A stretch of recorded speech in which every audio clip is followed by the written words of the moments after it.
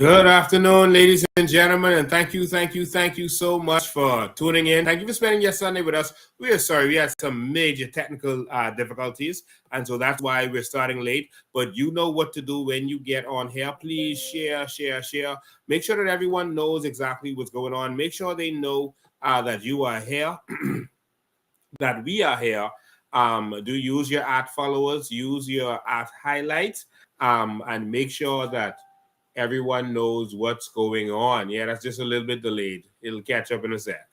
All right. And so, there's a little delay. So you're probably still seeing the flag now while we're talking. So my team on the inside here is making sure I know. But good evening to all of you. Use your highlight, share, and do everything you can to get us going. Okay. Someone is saying we're here. Thank you so much for being here. And of course, we are going to get this going in just a second.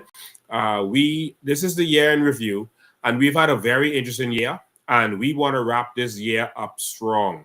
All right, we want to wrap this year up strong. We want to talk about the things that we've accomplished, the things that we've done, the things that have happened this year. With reference to the COI, there's a lot of people who didn't know, that we were here because some people only get their news from the mainstream media. I mean, and I feel so sorry for them. They're definitely going to be misinformed and misled in a lot of instances. Anything relating to politics, the news is skewed. And so, if it's a regular story that there was a murder or that a hurricane is coming, that's fine. Any story related to politics, the news, and you're not going to get the information you should get. And so that has to be the case, but you can take responsibility and talk to your family, talk to your friends, and make sure that they know exactly what is going on, that they are fully informed of what's happening in this country, and especially, that, we're ready for change. And Bahamas is ready for something different, man. And we want to make sure that your family and friends can keep up to what's going on. All right. We're going to start this whole thing with a little short video for those. Off with a little short video for you. We're going to start this off with a little short video for you, and we hope you enjoy. But things have really changed. The year has ended strong. People, they are now politically awoke, and they are ready to do something. And so we're gonna start this off with a little video. And we're gonna end this with this video. But here we go.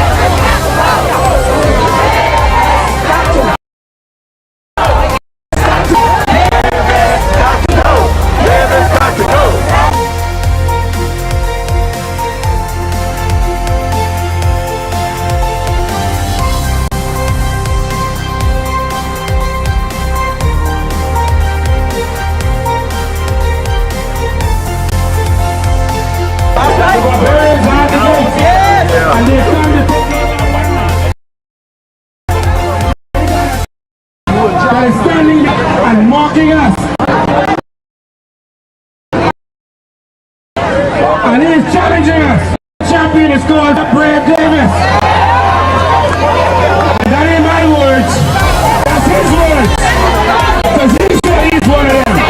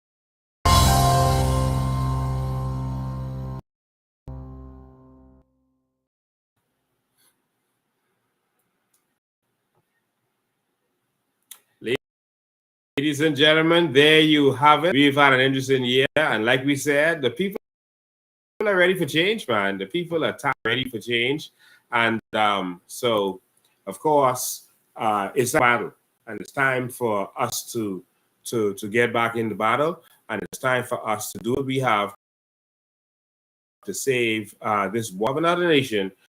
This one here is all we got, and so we got to fight for this. All right.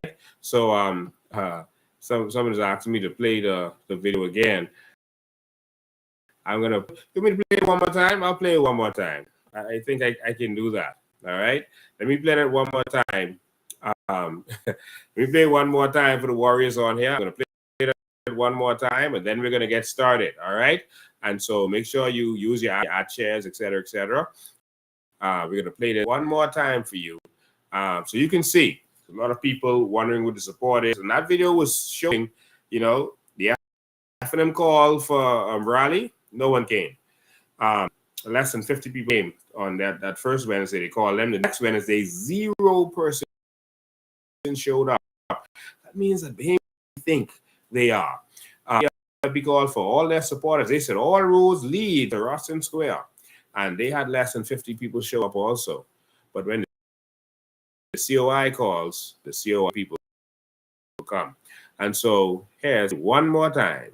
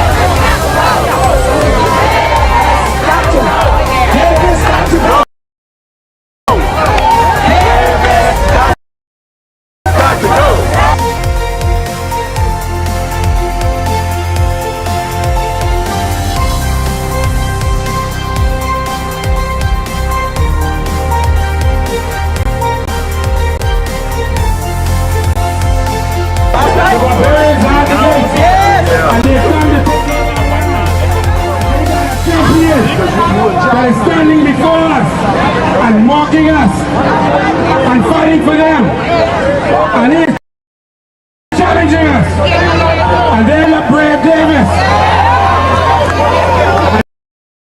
And that ain't my words, that's it, because he said he's one of them, and he said he's going to look out for them, and he said he's always been there for them. We need a government that's going to look out for us.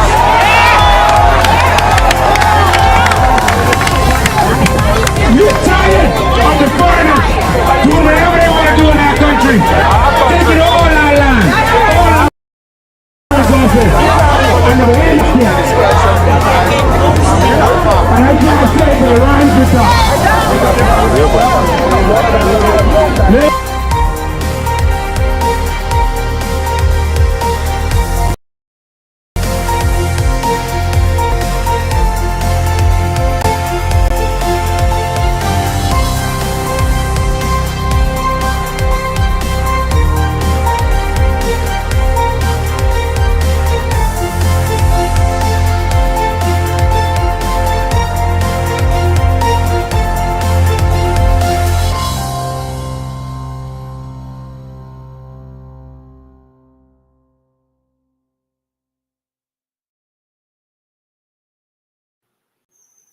All right, ladies and gentlemen, thank you so much. Let's get it started, ladies and gentlemen.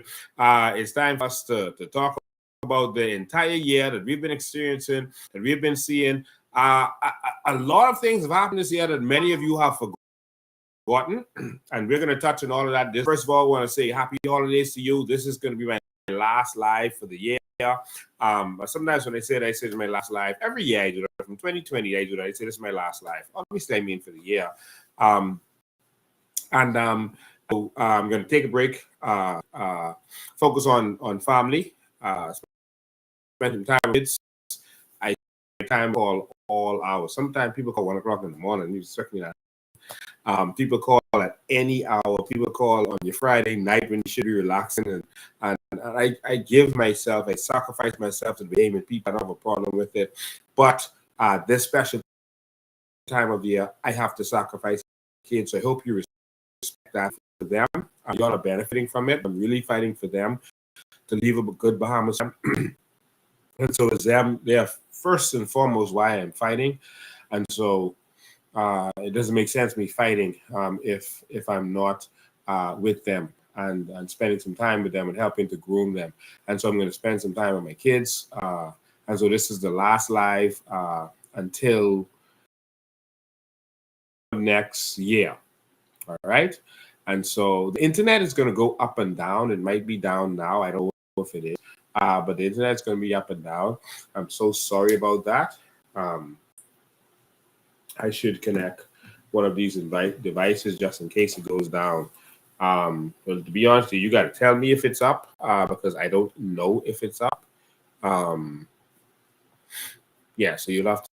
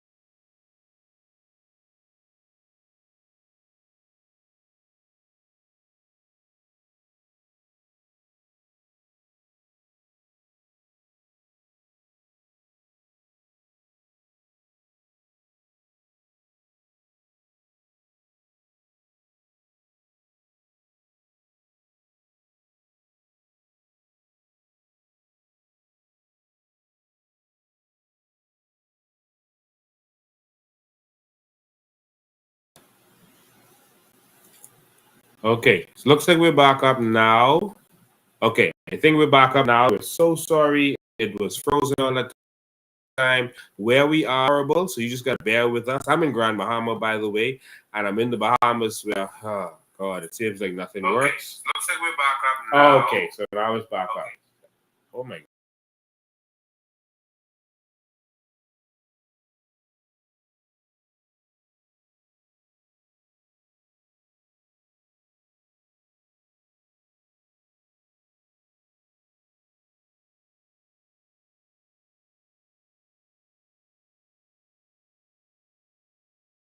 We're sorry. We're in the Bahamas, okay? So you have to deal with these kinds of things. So I'm so sorry about that. Let me just get this on one of the mobile devices so that if it goes down for a long period of time, it will shut you off. I'm so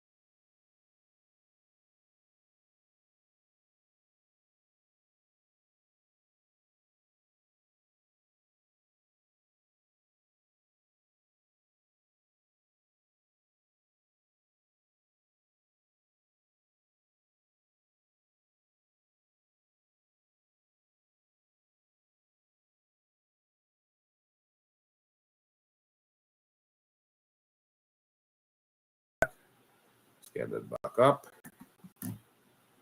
All right.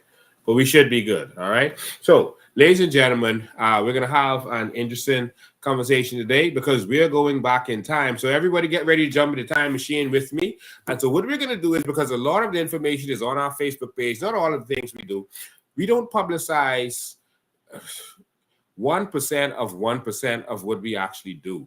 We do a lot for the public. We do a lot for the Bahamian people. We don't publicize everything. Some people feel that everything we do, we publicize. No, you can't even imagine the amount of things that we're doing on a daily basis. This is an absolute full-time occupation for us. And we thank those who are, help us and make us able to get this done. Before we get started, I did a post on my page today. You can go and look at it afterwards. I'm going to speed through this because I've been going for so long and we haven't moved. Someone says they can't reply.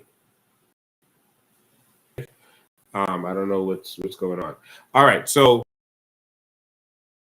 ladies and gentlemen, we've had, today, I flew in Bahamas Air, and the service that I saw a young lady give to some children who were on Bahamas Air. They were, with not accompanied by an adult. And when I say that, I mean their parents, obviously, or another adult, because they could be their aunt or some person that their parents sent them with. I saw someone, they got all frustrated when I said that. They said, "Oh, you're lying because, children must travel with an adult. The airline, takes them into custody." And that's exactly what I was meaning, that the children were turned over to the airlines. The airline brought them into the place. Stewardess took over from them. So amazing with them. Even the way she gave them the instructions, she could be a teacher. So the way she gave them the instructions, and even she thought about what could happen before, like when they were taking off. When the plane lands, don't lose the seat time and wait until this happens, and you don't get up until I come for you. And the way she dealt with it, even they had to use the bathroom, etc. It was like they were her children. This woman, professional is not. The way she dealt with them was beyond, and it made you could leave. She treated them like royalty, to be honest with you. When I got in the bus, because in Bahama, you get out of the bus to be taken to the domestic terminal. I was in the seat, and they actually moved me from the seat to be able to sit the four children next to each other. I had them, and I thought that was a really good thing. So I didn't mind being moved so they could sit together. All four of them weren't together; they were in pairs, but they sat. And they dealt with them so good of sending my children to travel. Every time my children have to travel, I go with them. But I never dreamed. But now I see that that's what I saw today. The children are safe. I just wanted to say that and commend that young lady. I want to also thank all of those who came out with us yesterday. And as we delivered generators to 3 old folks home and 1 old folks home, we took blankets, etc., for because they already have a generator. And so, we feel honored that we were able to do that. And these are not small generators in terms of power. So these are powerful generators able to run a whole house. So they'll be able to still have their fridge running to stay cool and do all those things. And the reason we did that is because, the elderly, some of them need medication that have to be refrigerated. And we need to make sure that because BPL goes off, that they don't lose everything. Some of them are on machines, oxygen machines and other machines that need electricity. And we need to make sure that they're taken care of. And that's the reason why we decided to invest in making sure that they got their generators. And so we're going to be delivering generators. We got some text messages from persons who have elderly persons in their homes and that they want generators to make sure that they're safe when the power goes off. And so we're going to deliver as many generators as we can. We're looking at up to 50. And so if you have an elderly person in that situation, please send a text to me at 803-5995. In the text, put the word generator. Whatever you say, doesn't matter. Just make sure you put the word generator, so that when we do a search for the word generator, we'll see all of the text come up, and we'll be able to make sure that you get straight. We're going to deliver those next week, Saturday. And so make sure that you are in there. You can send us a text, or you can go to the headquarters and leave information there. At our headquarters is open every day, I think up until 3 or 4 o'clock. And so you can go there and make sure that your loved ones are taken care of. That is very important. And that was important to us because every Christmas, everyone looks out for the children. And since we have our constituency budget that's going to go towards toys for the children and entertainment and that kind of stuff, we said, okay, the children are good. Let's cover the bases that are not covered. All right. And so that's why for back to school, we saw that kids were covered with backpacks, etc. So what we did was pay for haircuts, because a lot of people, could not afford haircuts, etc. So that's what we paid for. This time we're paying for generators. Now these are very valuable generators. All of them are valued between $1,500 and $2,000, over $2,000. And so this is a big undertaking. And so we want you to understand that we get about 100 plus calls every day of people who are in need. And sometimes we just have to find one organization we could sponsor, or find one way that we could help, more people. And so, because we can't help every single person. And that's why we want a new Bahamas. We want a Bahamas that can benefit from their natural resources, etc. All right. So with that said, 5995 is the number. I don't know. Something's going on with the chat. I don't see these chats moving. Okay. The chat that's supposed to be right up there next to me, I don't see that moving. That's the chat right there. It's on the screen, but I don't see. Look like it's frozen. All right, we're having all kind of technical difficulties, but don't worry about that. So, ladies and gentlemen, have we? We have had a coalition of independence since election has not stopped going. We have been fighting for the Bahamian people. We have been doing everything we can for the Bahamian people. And this is a real human task. So what we're going to do is we're going to go back in time, and we're going to discuss some of those issues. Then we're going to open up the phone lines. We're going to discuss those issues from January 1st of 2024 up to today. And we're going to look at these things and what happened during the year. And we're going to discuss them briefly a little bit. So how are we going to do that? We are going to go on the Facebook page. I'm going to share the Facebook page now for you. And so you'll be able to see exactly what's going on. You're going to be able to see. Let me pull that up. Where is it? Okay. Let's get that. We're going to look at everything we've done for the entire year. Many of these things you've forgotten. Many of the scandals that the government have had, Bahamians have forgotten already. Can you believe that? There are a lot of Bahamians who don't remember certain things. They don't remember that we've had to fight the government in many different ways. And we could go back all the way to 2021, but we can't today. We won't have enough time. But we have been in the fight. And I want to thank all of my Bahamian people who have been there to make sure that we've been able to fight for the Bahamian people. Those who showed up, those who gave, those who gave of their time and their talents to make sure that this year happened. And so let's talk about this year. So y'all hang with me now. Let's talk about this year. So we started the year by wishing you Happy New Year. We were still on break at the time. And we came right back in it.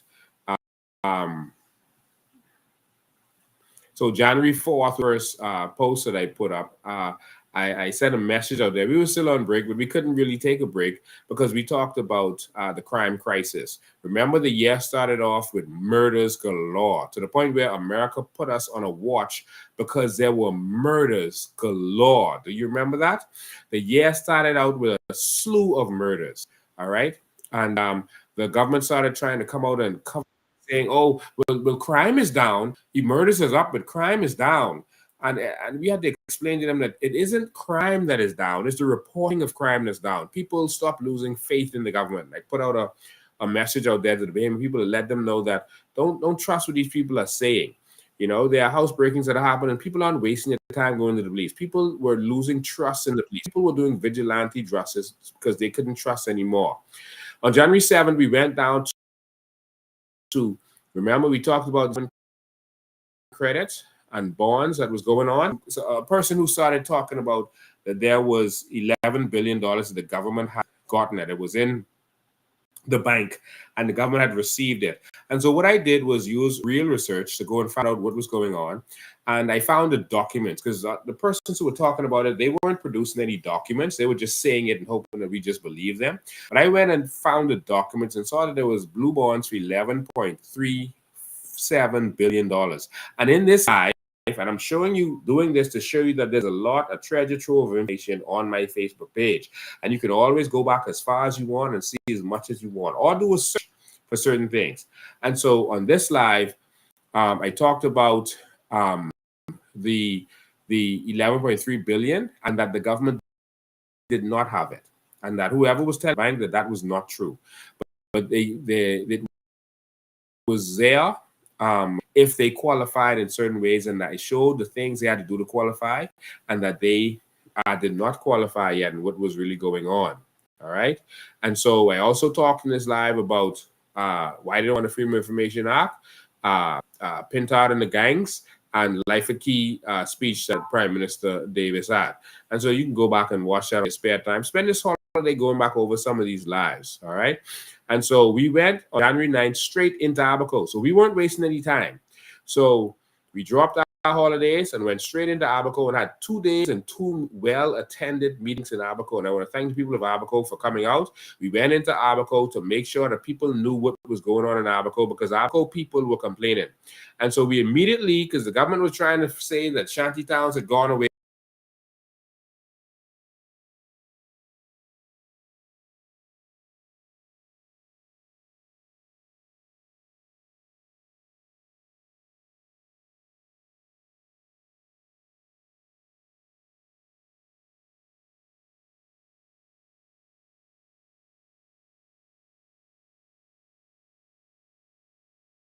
see that they were building like mansions. They were building huge places there. All right. And so we went in there and we got the shock of our lives when we saw that these shanty towns were building back and building bigger than ever. And so that was an interesting live. All right. We had another village where you could see all the building that was going on, and the government was pretending that it wasn't happening. And so we had to expose this, and we saw where they had their own BC in the back there, and they had their own system going on. And we were walking the back there, and they were building big houses now, and they had power and water and everything going on. And so the game changed. And so we exposed that. And that was January 9th and January 11th, we went into the other shanty town. And then we had, on January 11th, we had a town hall meeting down there to make sure that everyone knew what was going on. And we would talk to our people. We had another town hall meeting on January 12th in North Abaco, all the way up north. And so we've been putting in the work. So I want you to remember that. All right. The PM did a thing, and we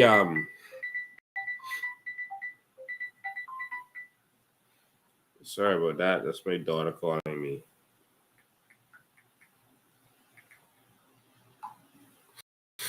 All right. And so the PM did a briefing, and we came on after him to make sure Bahamas knew what was going on.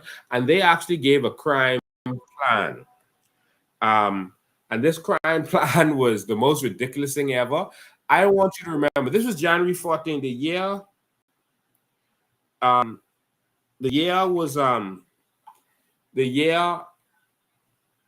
was filled with crime, the beginning of the year, and the government did this new crime plan, and there was a copy, 2 seconds on Google, and you could have found the same crime plan from England where it didn't even work, and they just copied it. They needed to have something, so I guess one of the speechwriters or someone just copied a crime plan, which should come from.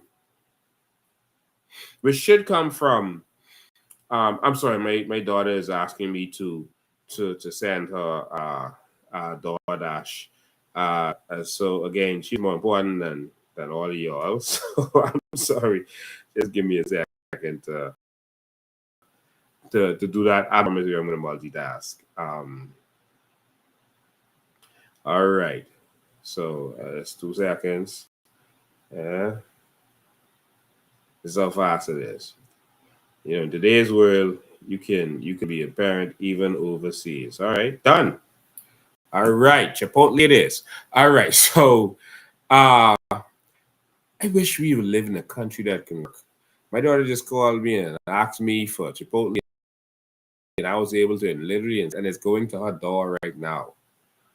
Why can't we live in a country that works? Where you could just go. We'll talk about that after.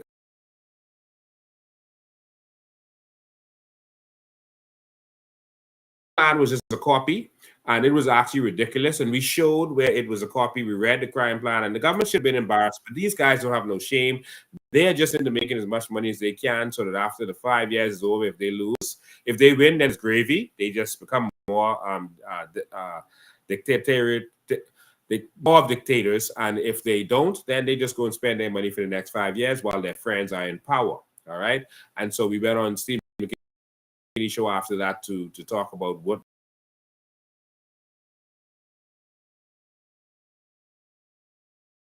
a lot about the fake crime plan. All right. And so that was live on Steve McKinney show. And so there was a lot about that.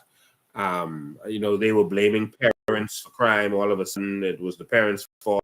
When they were in opposition, it was the government. But when they got in, it's the parents' fault. It's always everyone except for them. All right. And so that's the thing. All right. Okay. All right. And so if we going and we look at this, I want to scroll to this and then we can have it afterwards. They talk about how we're going to change the whole entire system. We're going to go republic. We're going to change the system because it's these same people who are benefiting from everything. This is Frankie Wilson's wife, along with Lynn Hollow Wesco, and they are having big smiles with each other.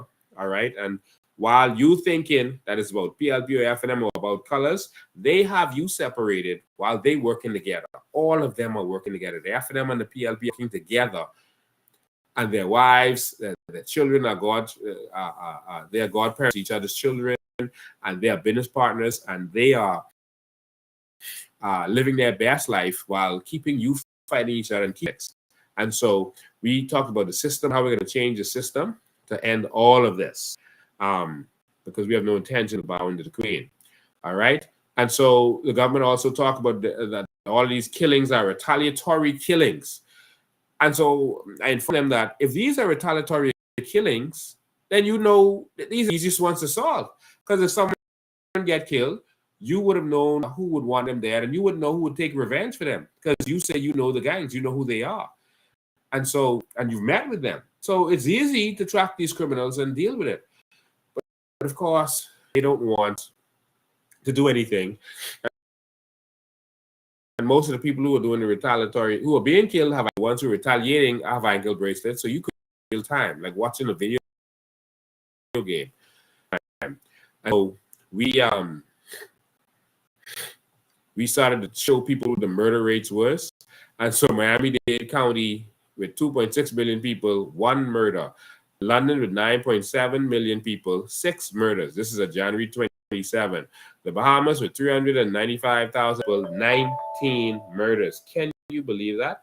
That was on January 27th, 19 murders already for the year. All right. And so it was disgraceful. I also released this information about immigration with all of these names of these people who were getting special favors. Go back and watch that live. Take time and go and watch that. It's brave people, all right? Remember that live? That was on the 28th. And so we also talked to you about carbon credits, crime, and all of this stuff, and we revealed a lot of stuff in this live. So the government went into Abaco us and tried to make it seem like they were doing something. They were giving out notices, telling people they were going to do this and that, but it was all fake. All right. And so followed us. We decided to do a series. We wanted to do a series about vision. And so that's when we started interviewing people, Graham Weatherford, and other persons during that series every week. And so because we wanted to inform people what was going on. All right. And so we kept talking about crime was going on because that was a big hot topic, hot button issue, and it started to affect tourism. February, remember the old folks home that we went to yesterday to give a generator? Well, earlier this year we were there giving them breakfast. So we fed the person in these old folks homes and made sure that they were fed. We've been doing this for many years. As some people with the COI do, we don't brag everything you do. And then you tell people what you do, they say, "Oh, you should." Makes no sense. I learned about everything Jesus did in the Bible. All right. I learned about everything the disciples did and those good Christian men in the Bible. It was published. So, yeah, on a personal level, someone else, you just keep that to yourself. When you're an organization and you're receiving donations, an organization is out there helping people and you want to encourage other people to help people, there's no need to keep that secret. You should. And so what we did when we went there yesterday in particular was we used and on this day to other people to remember them. We put it as if you don't remember that there are these old folks' homes that need your help, you won't help them. What we want to do is to make sure that you remember them, the children's homes and everything, so that you will constantly be able to go there and help them out. And so we've been doing that for many years. And so we then went and met with these, and these are some pictures in the CCTV monitoring room. And this was a picture where we actually met with the Commissioner of Police and team. I don't want to click on these because I don't want to lose where we are, but I'm sitting in the front with Clayton Fernanda and etc. Yeah, I was sitting next to Delaveau and Clayton Fernanda. That's when he promised, "I'm going to give you your gun back. You know, it was nothing illegal. You didn't do anything wrong, etc., etc." Clayton Fernanda is he will lie in your face and say anything and do whatever Brave and those tell him to do. The problem I had with that whole transaction, I made it public even before it happened to make sure where was in the back of the bush, in the back of nowhere, on where they were making coal and no one was there. I shot my gun into the air, which you have a right to do. I mean, people, what you get your gun for if you can't shoot it. And a Haitian man came to me and he said, "We taking your gun, eh? You stop us making coal, we taking your gun." And so I said, "Well, stop talking foolishness. Taking what gun?" I said, "I ain't with no crime. I ain't do nothing wrong. And my gun was licensed." He said, "You hear me? We taking your gun." I said, "No, man. Clayton Fernanda, right there, me give me back." Say, "Clayton Fernanda don't run the police force. We run the police force." Remember I said this? And just like that Haitian man told me, Clayton Fernanda told me he's giving me back. And then they sent something in writing saying they was I guess repossessing, or I don't know what they call it, but however they said it, it was illegal. But I sued them for it. I sued them, and of course they're not.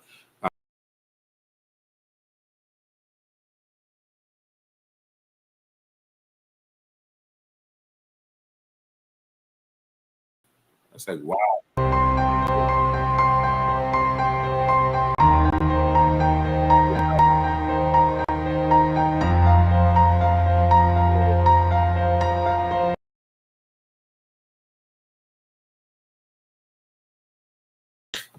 I think we lost connection again.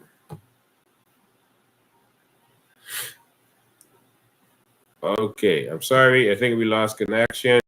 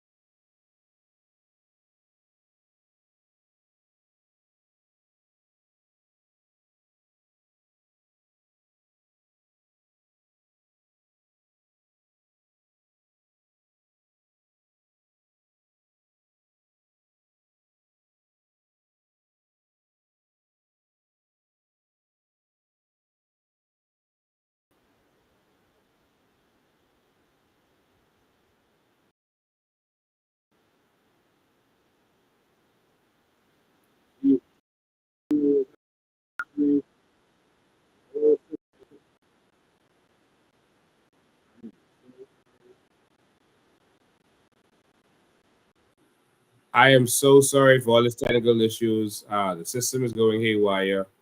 I'm sorry about this. Okay. Look like we're back up. I'm so sorry. The whole system is going haywire. I don't know what in the world is going on. Yeah, I don't know what's happening, but we'll try to get that straight for you. Get that off there. I'm so sorry. The internet where we are is going crazy and hacked or something is going on, but I don't know why that is happening. I'm so sorry. So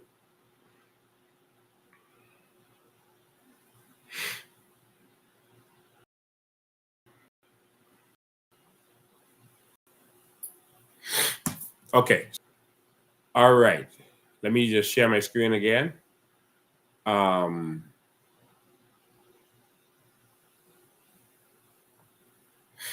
Yeah, let me just give me 1 sec. Let me just share the screen again so we can continue. I am so sorry about all this. All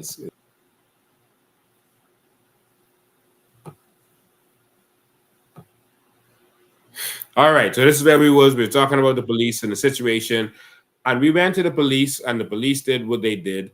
And I can tell you that everything went haywire for them after this. After I feel like after they attacked me and did what they did, I feel like they experienced some serious issues. I think they had a year of exposure after touching me wrongly. I won't say that I know that it's because of that, but I can tell you that since they did what they did this year wrongly, the same Clayton Fernanda, he's now been forced to resign. His deputy, who was sitting next to me in this picture, was forced to retire. And a lot of expansion on the police force. And I feel that all of this started really they did at CARICOM when they abused those innocent Bahamians. I think that it was wrong, it was evil, and it was the worst thing that the police force has ever done in this country.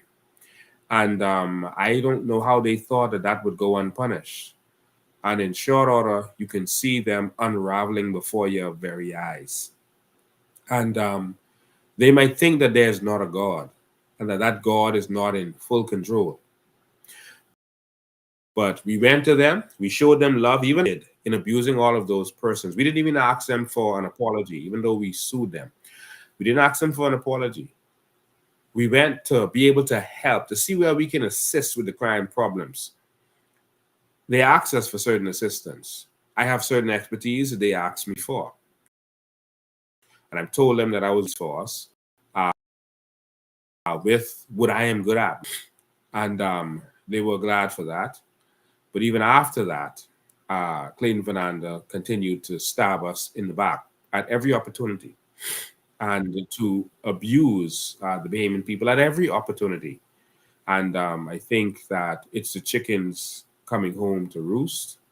And again, as I told Layman Delavo, I forgive him. And I will tell Clayton Fernanda now, I forgive him. Let God be his judge. As simple as that.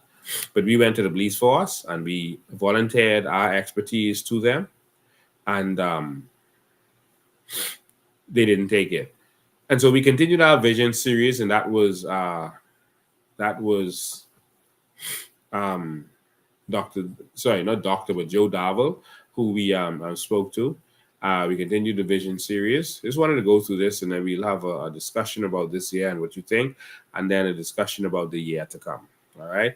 We continue to raise funds to be able to do the things that we're doing. As you can see, we're all over the Bahamas, and we're working hard, and we're helping where we can and doing everything we can. I want to thank all those who help us win. We had a vision series with some youth, and we were putting out messages. This message, I wish I could play for you, but this was the police officer. This when we forced their hand, and they had to start doing something about some of the shanty towns. But what they were doing was they were sending to your social services. I'm trying to speed through a lot of this. After all this, we're only in March. They were sending the Haitians to social services to find housing for them. And our money was being used to house these people. And this police officer actually accidentally said it, that accommodations was made for them. And as they find accommodations for them, then they were breaking down their homes. The ones that they found accommodations for, because people started to wonder, oh, why are y'all breaking down these homes here? But the homes right next to you, you're leaving. But Brave and them was bragging as if they were doing something about the shanty towns, but they weren't. They were actually helping these people and doing almost like what was happening in the U.S. and abusing our money to help these people who came here illegally, breaking the law. And so it is ridiculous, and it's still going on. And so while Bahamians are suffering, Bahamians are, don't know what they're going to eat. The electricity is off. Some are living on the beaches, living in cars. This is what is going on. All right. And so we actually went and found another shanty town right next to where one was being broken down after they came and made that statement. And we actually found where they were making coal. If you remember this, I actually got ill from this coal thing. Couldn't go live. But this was another coal kill that we found that they were continuing. And I can tell you that they've continued even more now. You can see the coal bags are big time on Cowpen Road again. But we went and toured the shanty town. And after Brave them bragged, and the newspapers are helping them. The media is not doing any research, and the media is literally going back, just repeating everything that the government says, but they're not going and checking anything for themselves. All right. This here, we got a Haitian man arrested making coal, but of course he was right back out after the cameras left. All right, live on air. We pulled up with the police. A man was making coal. They arrested him. Of course, nothing. All right. This was the coal kill that was burning. Huge mountain of a coal kill. And so that's the ridiculousness that we had to experience. And so, again, on March 8th, we had a live protest at the parliamentary office. The staff is protesting and helping them to be organized. All right. The staff was with them, and we went and fought for them. We showed them mold in the moldy building, and we were fighting for their pay. And so we've been fighting for the country. You know who they don't call? Notice they don't call the FNM or the PLP. They call us because we stand up for the Bahamian people, and we're going to continue to stand for the Bahamian people. But while Pintard says, oh, we were fighting for the Bahamian people, you don't fight for the Bahamian people. You fight for things that affects you politically. That's what you fight for. You're only fighting because you're only making noise because you were silenced. You were silenced in the House of Assembly. You're not fighting for the Bahamian people. Why weren't you out there fighting for these people in Parliament? Why weren't you out there fighting for the taxi drivers who need help, the nurses and other people who need help all across this country? Why aren't you standing up for the Bahamian people? Election coming, but we went and fought. We went into the moldy building that they had and showed the mold, etc. In the rooms. It was horrendous. But we fought for them, and now they've been moved to a building on Tony Williams Darling Highway. They were given an order to go back to work.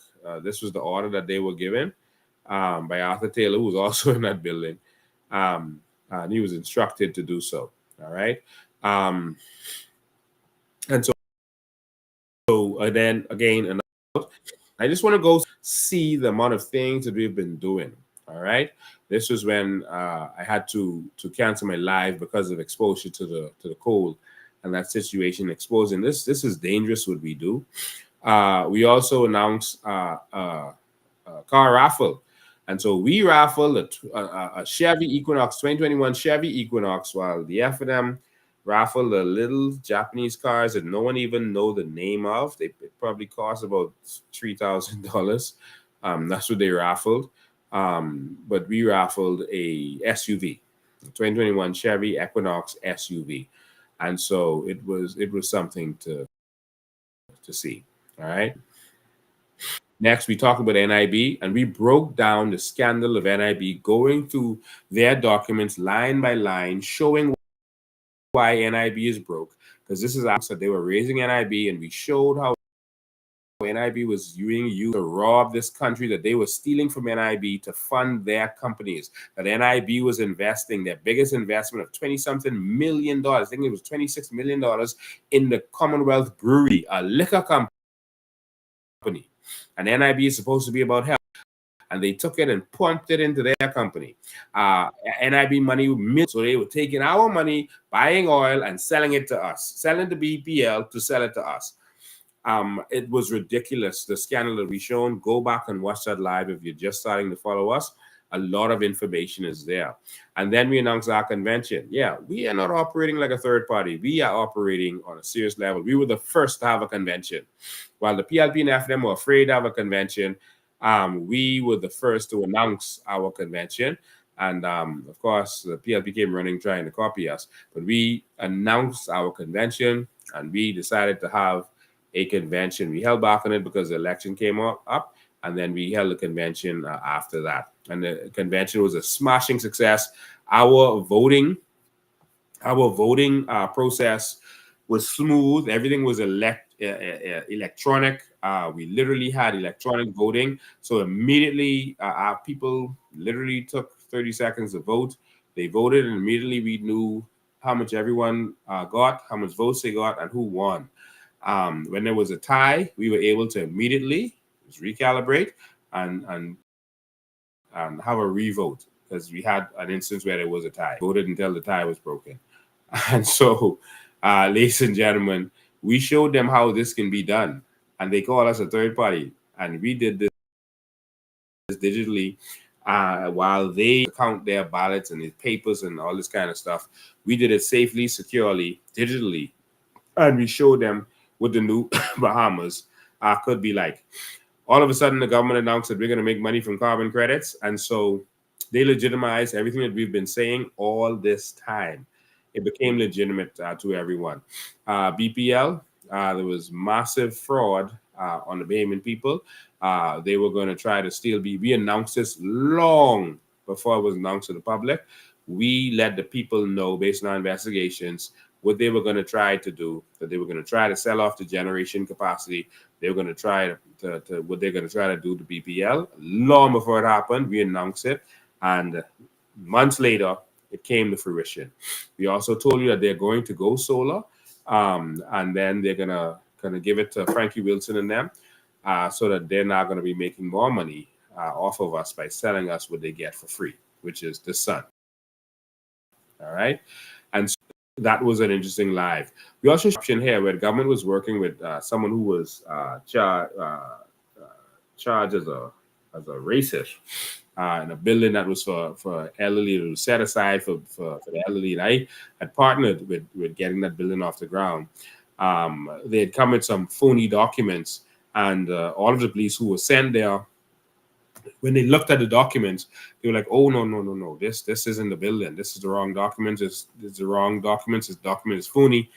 And eventually they went to headquarters and they came with a assistant commissioner of police who acknowledged that the documents were wrong, but he don't care. He got instructions to do whatever these people say. And this was when the corruption was really started to show in the police force. They came there with an assistant commissioner of police with phony documents to evict these elderly people that were in there, and that was extremely disgraceful.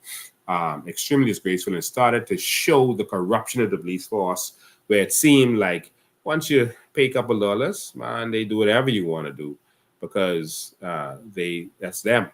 All right.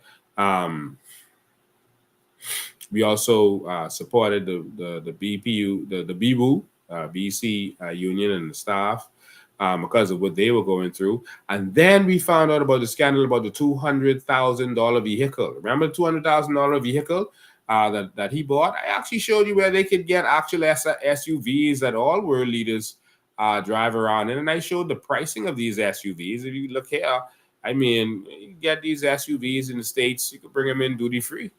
And I showed where, let me see what kind of pricing they had here. Let me see if I typed that in. Yeah, get a Suburban, luxury Suburban, not the regular luxury Suburban for $70K. All right. Versus $200,000 BMW, and so That's 130K that could have gone to something with sense. You know, instead of them saying they don't have money for commission inquiry, that's commission inquiry money right there. Anyway, we showed how it could be done. I'm gonna keep going. So we're still in March. You see how much work this is that we're doing, and everyone, these things takes a lot of work. We went on Steve McKinney show to talk about a number of things: the car, NIB, BPL, all of these stuff that we've been revealing. It's hard to keep up with so much scandals. There's never been so much scandals in government before, ever. All right. And so this is where we showed evidence that the police was working with this racist foreigner, etc. And then we wanted to make sure that everyone remembered that while the prime minister bought a 200K BMW, there were 3 expensive Lexus vehicles that were bought by the FNM that just disappeared. And so we brought that to the Bahamian public. A lot of people don't remember that. And so the FNM always accuse the PLP, but they do the same thing, exact same thing. And so that's why they have no credibility to right-thinking Bahamians. All right. And of course, we had the passing of Dawn Sanders. And it was just so curious how the Commissioner of Police came to that scene and immediately said that it was a robbery. It was not a hit. No one was talking to him, et cetera, et cetera. How could you do that? That was very suspicious. That was beyond suspicious. All right. And so I'm just going to try to speed through this. Of course, we went into the Easter break. And I did an investigation on this Dawn Sanders thing. You go back. And again, we're just in April after all this time. All right. And so we had a situation where a man sexually assaulted a woman at a party and then pulled a knife on persons at the party who was defending against him. And it's the police, instead of arresting the criminal, they arrested the victims. Literally, they came there.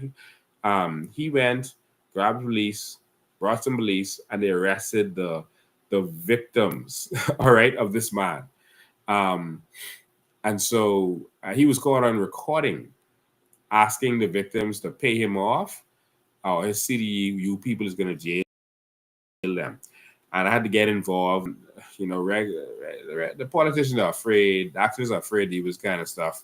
But we exposed it, and of course, he had to be dealt with. All right. But this was something we fought for in April. Again, this was our registration process for our convention that was coming up. We had senior police who was caught red-handed in another scandal here before. I said, let's talk about 90. And so go and watch that live. I want to speed through this, but another senior police was caught up in scandal there. Is our convention talk, and that was our convention. Look how beautiful it was. That's before we got started. Created, and that's the convention itself. If you want to go watch it, you can go watch it. It was a powerful night. It was something to see, and so we're operating like any party. Maria Daxon was no longer the deputy, and of course she's still a strong. All right. Then they started the scandal about the COI selling shares and that kind of stuff. They started all kind of lies and stuff to attack us. It was crazy. This one, $8 million man and $7 million man, go and watch it. I'm going to skip through it. You go and watch it. That's when we were showing more scandals in the PLP. And these $8 million and $7 million scandal, go watch it. I got to breeze through it. And again, the Davis administration did a gang bill, which now made it so that persons involved with gangs couldn't get the death penalty. All right. I went through the law on that so that persons can see what's going on with that. All right. Where are we now? We're just in April. Jesus. All right. I want you to see how hard we work and how much we do. And I had to go through all these bills to show you that this new gang bill ended the death penalty. So that was something we brought forward. We had more information about the new BPL Act that we brought out. People, we want you to go and look at that also. In May 2nd, you might not remember this, they were arresting Maria Daxon, all right, for exposing their corruption.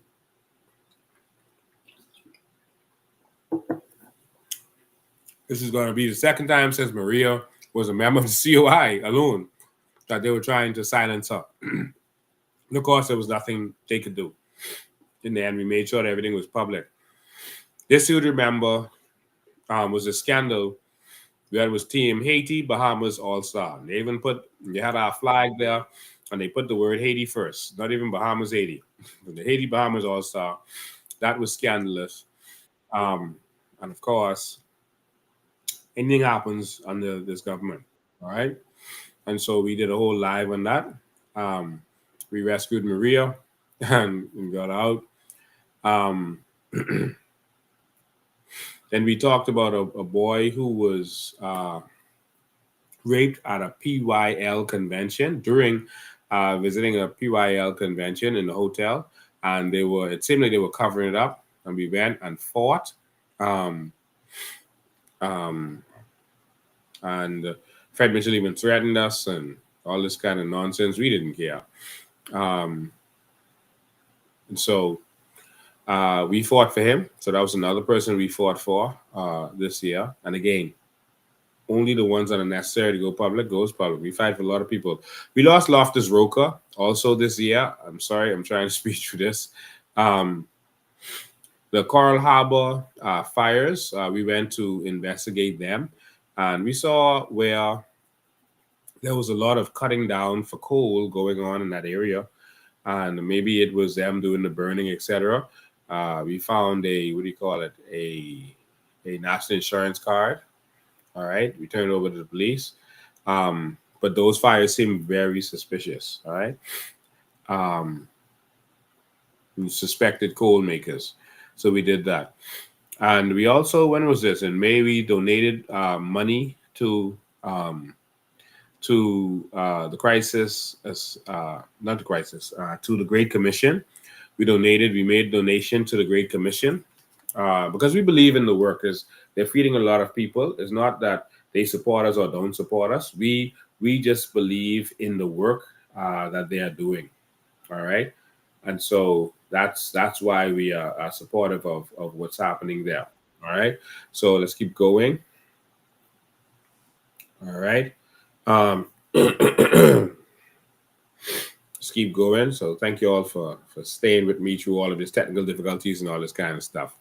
All right. So they started this talk about the hospital, and we started to expose it. We went and we showed that it wasn't really a hospital they were billing, and you notice they still aren't billing it. We went and exposed it myself, my health minister, and Ms. Daxon. We started investigating to see what's going on, and we realized that the whole thing was a sham. Where they were putting it was a sham. This loan from the Chinese was a sham. And they were saying that this thing is going to take 36 months to build, but they were trying to make the same as a promise delivered, which it couldn't be delivered before election. And so they were basically flim-flamming. The whole thing was a sham. And so we exposed that. All right, let's keep going. Yeah, this is where we had the live to expose the hospital. You see how much things we were dealing with in 1 year? And this one here is very interesting. I wish I could press play on this, but this was where the government went to Cat Island. And they staged they brought some people to make them seem like they were working on the airport. You notice they didn't finish the airport yet. This was them there in May faking. This is now December. All right, there's no way you should take that long to build this one little building that they put in there. All right, but they still ain't finished. And here, this is in May, they were flamming, and you could hear Dr. Darville on it saying, "Oh, just make it look like you're doing something." And they brought people there to me and said, you know, they only put up one wall to the front partially and said to shoot the camera from this direction. So otherwise they'll see that they'll see where there's no walls up. And this was really an embarrassment for the government. It's like they have no shame, and they're just flim-flamming their whole way to this. You can go back on my page and look at that and hear it for yourselves. All right. All right. And so it started to be a lot of problems with electricity and water and internet all over the place and all kind of islands. And it's like they didn't care until we went and started exposing on these family islands, etc. But they didn't care. All right. And then we exposed where a gun smuggler had been arrested. And this gun smuggler was his mother, who was also arrested, was Wayne Monroe's assistant. All right. Assistant from National Security. All right. And so the guy having all this big cash, this big loads of guns. Y'all forgot about this, eh? Y'all forgot about this one? Had this big load of guns, and he was, all right, the mother and son was arrested. And so we do it. The media wouldn't do it. It's like, what's going on with our media? I mean, any media anywhere in the world, they would say this woman works for Wayne Monroe. When you go to see Wayne Monroe, you have to see her first because she's to the desk. And you see her, and then you can see him. All right? And so all of a sudden, we feel like, this is just our opinion of it, like he only get 5 years for all those guns. And you had people who got more time for one gun, and he had shipments. Jesus. And he pled guilty and got 5 years, I guess. Pled guilty. Oh, Jesus. All right. And so this was a big scandal, but let's keep going. All right. And so here we talk about a lot of scandals: FTX, BPL, water and sewage, Sam Bankman-Fried. And so you go back and look at that. All right. And so we went on Steve McKinney's show to talk about a lot of the stuff that was going on.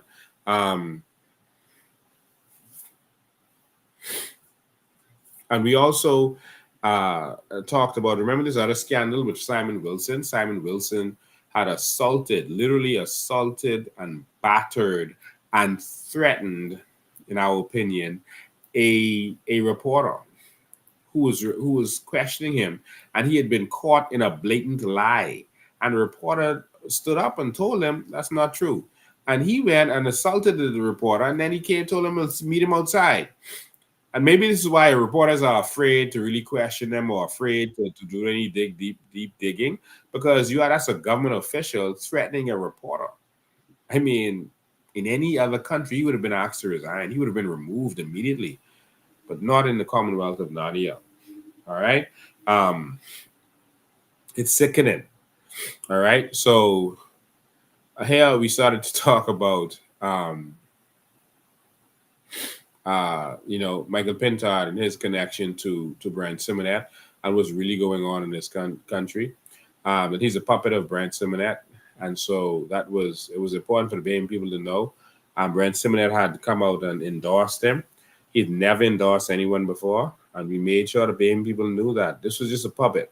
Maybe some people mightn't care, but Brian Simonet feels like finally he's going to get control of this country. And that's why they keep us poor, so that when they come with the little trinkets, we're going to appreciate it. All right? Where are we now? We're in June. We're halfway through. Jesus. Halfway through. Almost there. All right. So, yeah. And so we'll skip over that. We went out to support Labor Day, and we went out to march with them. And then we talked about the robbery in progress. That was a live where I educated people about Brian Simonet and what's really going on with him and why he was supporting Michael Pintard. All right. It's a very important one. Go and watch that. This was the Labor Day one. You can go and watch that also. I'm trying to spin through so I can open the phone lines after this. This is one where I had Brave caught red-handed. And I was talking about what they had done with these fake companies, where they had formed fake shell companies to really deal with our carbon credits. And that was concerning. One of the women whose name was on these companies no longer worked for Anthony Ferguson. And this was a big scandal to me. But there was a scandal where people were talking about Brave and the situation in Andres, and these, and they were saying that there was a tape with him, etc. And they thought that that's what I was talking about when I put this out. And I was talking about something that was even more scandalous, but persons wanted to hear about sex scandals and not about the fact that they were robbing, literally setting up companies to steal our 900 million, is what they said, in carbon credits, when it's really billions in carbon credits. But people wanted to talk about sex. Let's keep going. Here, Dr. MacGyver, this is in June, exposed what was going on in the dialysis unit in the hospital, and it was a very powerful one. Go back and watch that. That is serious. We had more information about BPL and its supremacy. I said they're trying to steal it, and that's when I was warning everyone about what was going to happen with all this Pike stuff that came much later. I was trying to warn people about what was going on, but they weren't listening. I released documents. This is when we went to BPL to expose what was going on, and I released documents. Remember this? And so all year we were working. We were hard at it, fighting for what matters to the Bahamian people. Did you see the FNM talking about this, about BPL and that situation? Did you see them fighting for it?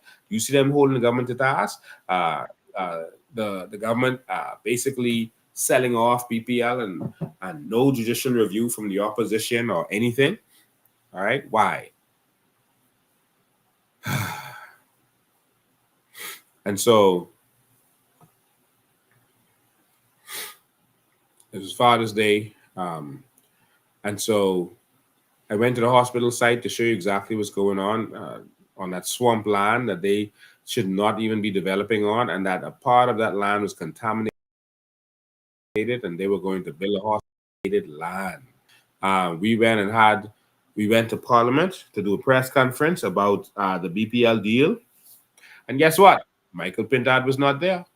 He had nothing to say. That was it. It was cool. It was fine. He was not there, but he calls the Bahamian people to come out because they are silent in the house. But we were fighting for BPL, and Michael Pintard would not say a word. You dig? All right. And so we talk about we exposed that NIB stocks were sold.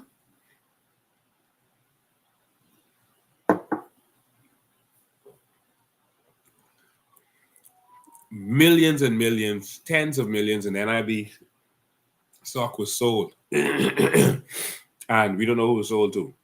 All right. And so that was sold by the FNM.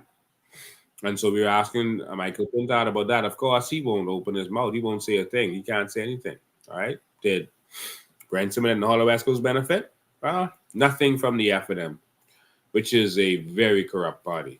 I don't want you all to think that it's just the PLP. The PLP deals with some scandalous people, drug deals, etc. But the FNM is also extremely corrupt.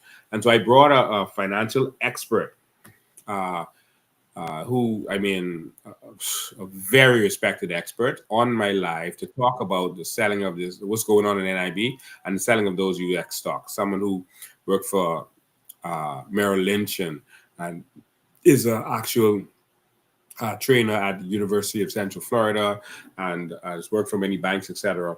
And so that was a very powerful show. You can go back and watch it. We are using the brightest minds from around the world to build in the Bahamas. All right. And so we had a live in Killarney. And so again, we've been working. I'm doing all of this. You can see that we have been working. All right. And so we had a session grading the government. All right. We're in July now. And so Dr. MacGyver had, talked about the media and their biasness and what's going on. We had a town hall meeting in Grand Bahama, and thank all of you for coming out to that. But we had a very powerful town hall meeting in Grand Bahama. And so we've been traveling, going to different islands. Here we go. All right. And so this one was interesting. I said going live on 102.7 The Rhythm soon. And I talked about how the flight was late because they didn't have no one to push the plane back. And someone thought I was going live because of that. And that was interesting. We showed this school here. This school in 8 Mile Rock again, where nothing was being done. I can tell you now that they are working on this arduously because we've embarrassed them. And it's going to make them look too bad if they go into another election and that school isn't open. So, I mean, tens of millions have been spent on this same school here. And this is when the Michael Johnson situation came out in July.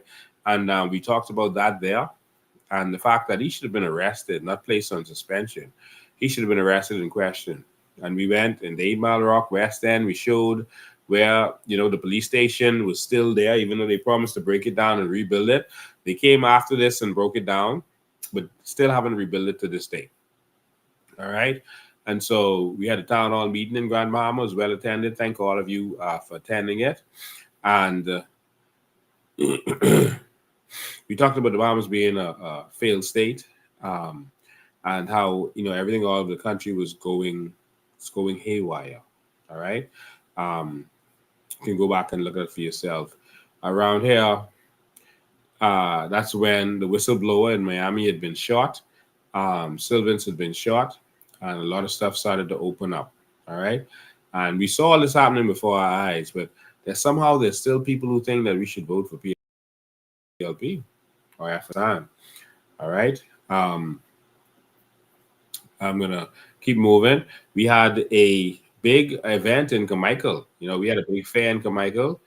Thank you to all of you who came out to that. That's our Freeport broadcast that happens on Dove Radio by Mr. Mitchell. And then I warned everyone about SIB investigating this whole thing. That was not the right thing to happen. The Bahamas educated, keeping you knowing. This is when we had some crypto experts that came and, were talking about what's really going on with crypto.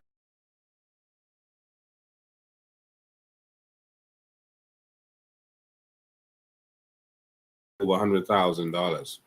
At the time, I think it was around $30,000. So if you had invested in Bitcoin, your money would have multiplied exponentially. This is when we were going to have the interview with the whistleblower.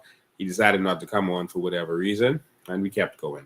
All right, and so we had some COI youth that were being interviewed. All right, so we're almost there. This is when we went to, in July 23rd, we went to Eleuthera, and we exposed the water situation and what was really going on with Eleuthera. And of course, the government came running behind us to I guess, fix some stuff or make it look like something, but the country isn't working, and we went there and we had to fix that whole thing. For them. We did a very interesting interview. We went to Shanty Downs again in Eleuthera to show you where the Blackwood Shanty Town, the people in there, they actually said that the government came, put on a show with the media, and then left. All right. And that was it. They didn't bother them. They marked the place and they were going to break it down, and that was it. We had a very interesting interview with Marvin Gibson in Eleuthera. And then we had our youth takeover, elections for our youth. This is when we exposed what's going on with Clay Sweeting, where he have his own reverse osmosis plant. That's it right there. So why would he care about getting water to y'all? And he have his own. All right. So let me keep going. As you can see, the COI has been working arduously. We've been working hard. We've been putting in the work, getting this thing done. And so we weren't playing with this. And guess what? No F&M in sight, nowhere to help us. The only issue that they made noise about was the Keith Bell issue. And they didn't touch the immigration part of it. They just touched Keith Bell. The Spintard has a serious problem with Keith Bell. City Market staff, we again exposed what was going on with City Market, and we updated. We spoke to the lawyer who was involved with it. We were told that Wayne Monroe has this money for the City Market people, and he just ain't giving it back. All right. He said that he told me this personally that he was not giving instructions on who to give what to. And so he's going to hold on it until then. And so these people are now dying out, suffering, being evicted, all this kind of stuff. And Wayne Monroe reportedly has a part of that money. And I say reportedly because he reported that to me. All right. There's a Harbor Island protest. And so the people at Harbor Island was just going crazy, over the treatment that they were getting. All right. And so in Eleuthera, we were also showing the water situation that was going on there. It was a major situation. This here was Maguana, the what do you call it? The airport there. Also in Eleuthera, they talk about the social media thing that we put out there and really deny it, but yeah, that is what it is. All right. We also showed where to increase their fees. They were saying there's a need to increase fees, but we showed how much profit they were making. and they were making millions of dollars in profit, and they're talking about they got to raise their fees. And of course, no media or anyone, no government wanted to challenge them, I guess, because that's the bank. But we went and showed you that it's all about profit, not about them needing to raise what was going on. All right. And so that's what we talked about, the new voting block that was going on, what they're trying to do.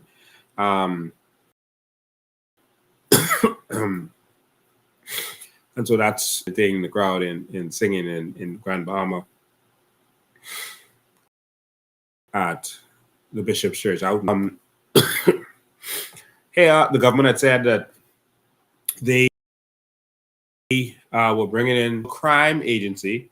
And of course, we went and called the National Crime Agency.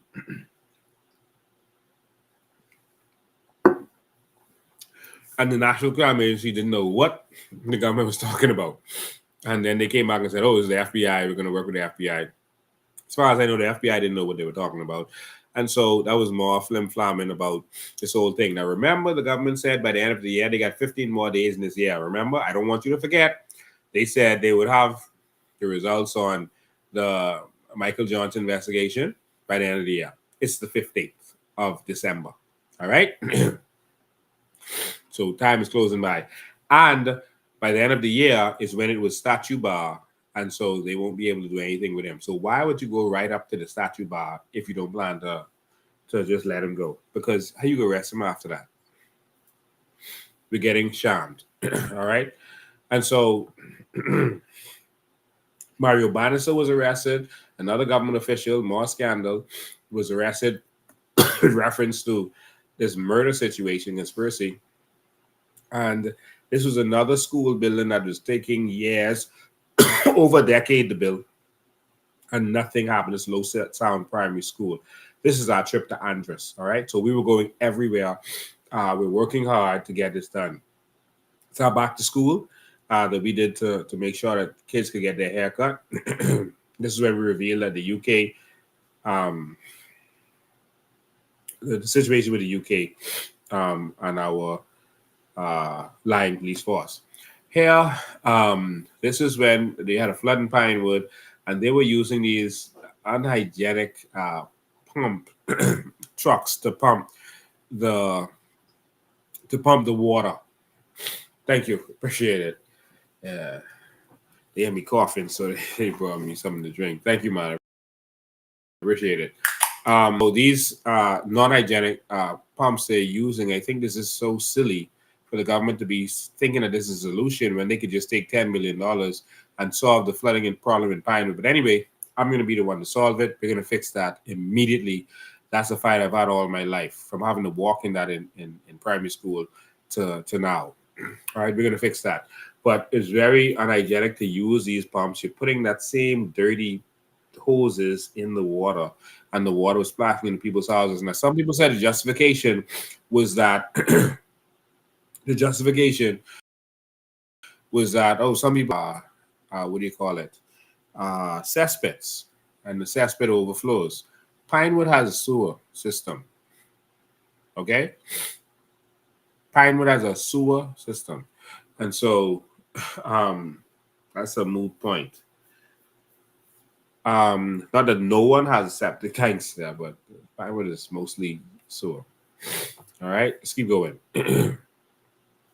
2 days later of pumping, and it was still flooded. So what's the point of? I guess it was another way to give contracts to croonies and to take money out of the treasury. All right.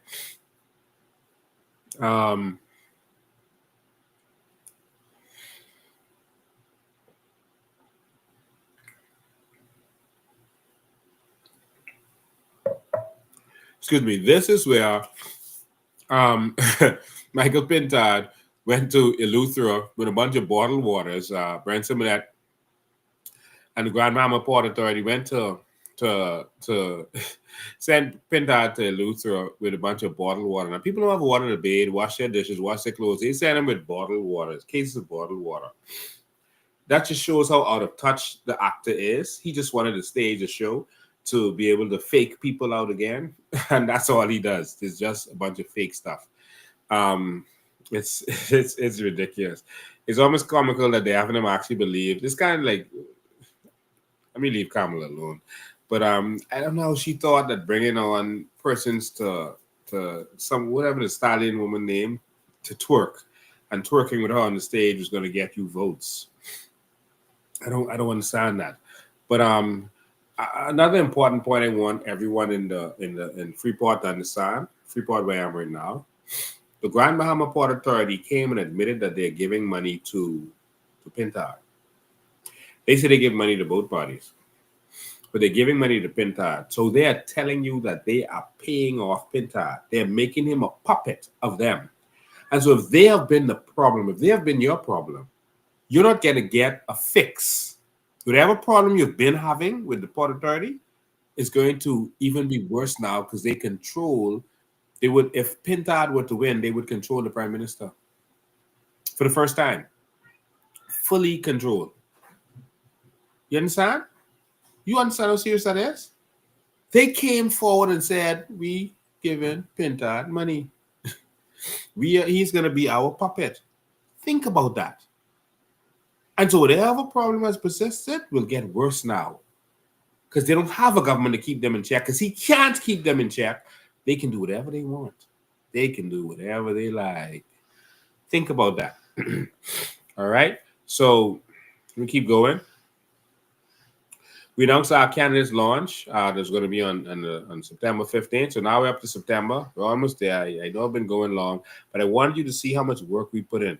If this took this long just to briefly go through this, imagine the amount of work that we put in on a daily basis to get each of these things done. That's what we want you to pay attention to. All right. And so we had a candidates launch that we invited persons to. And so the candidates launch was on September 15th. And it was a wonderful affair. We launched 19, the first 19 candidates that were vetted. And we presented them to the Bahamian public. And so you can go back and watch that. They actually blocked it. And so we had to do it from another person who happened to be live. Thank God they were, but they blocked our candidates launch event. And we released a bunch of entrepreneurs, professionals, accountants, lawyers, doctors, contractors, people with expertise in various areas who are going to take this country to the next level. And so while the other parties were sleeping, we are getting ready. We are going to the battlefield. We are readying our armor. We are going to the battlefield. All right. Our candidate started appearing on radio. This is where we released a scandal about what's happening in West End at Old Bahama Bay, where I released it again a couple of weeks ago. And so these people, were shocked about, what's going on here. Then the government started talking about well water and taxing well water and all this kind of stuff. They're trying to find every creative way to do that. I'm just trying to breeze through this because I'm almost there. Just bear with me. And so, this was a big scandal in September when the police were caught lying about the Michael Johnson situation, the Michael Johnson investigation, where they were saying that he was on leave. And then they said that was a dated photo that people saw. I don't know what that was supposed to mean. So they removed the original video off of Jones Communications website. Photo, he's on leave. He wasn't out there. And then they didn't know we already had screened the actual video. And so they were caught in a lie. That's Kristen Skippings. Of course, she is still disseminating information to the Bahamian public. The leadership of the police force is compromised severely. All right, this was very embarrassing for them, but they tried to ignore it and keep going. All right. We dealt with Grand Bahama Power and Light and the Port Authority in that situation and the government. Faith Pesenti was feeding people in the community. She's always doing that. Hopefully, she can remove Claire Martin and be able to actually do some of that community. Because just like Cat Island, nothing has happened there for since Columbus was there. It seems like it's the same thing in Angleston. All of the constituencies that heavily support the PLP are very neglected constituencies. And that's because if the PLP says that they're the government of the poor, why would they stop you from being the poor and lose their base? They say they're the government of the poor, but you don't understand what they're saying. That's why they have to keep you poor. Because if you stop being poor, they lose their base. Think about that. So that when they come with the handouts, you love it. I saw a video of some cars lined. I mean, it seems like for miles for a person to collect turkey. I'm not saying to don't go collect your turkey because that's our stolen money they use to buy the turkey. If the government has to be doing this after 50 years on this scale, they failed. It's simple as that. All right. And so we had put up in October, we put up some, I think I remember now, the banners about the 400 plus murders, and they took them down. Probably. It might have been after that. I'm going to keep going. All right. Cabbage Beach again. That situation with Cabbage Beach, the government was trying to sell it out. A lot of under-the-table deals. More of our candidates were on the radio to be interviewed. The secret documents we did to show that they had already were trying to sell Cabbage Beach. Then we were live in Long Island. Again, we've been going to all of these islands. We're live in Long Island. The internet is horrible in Long Island, just like I'm experiencing here in Grand Mama.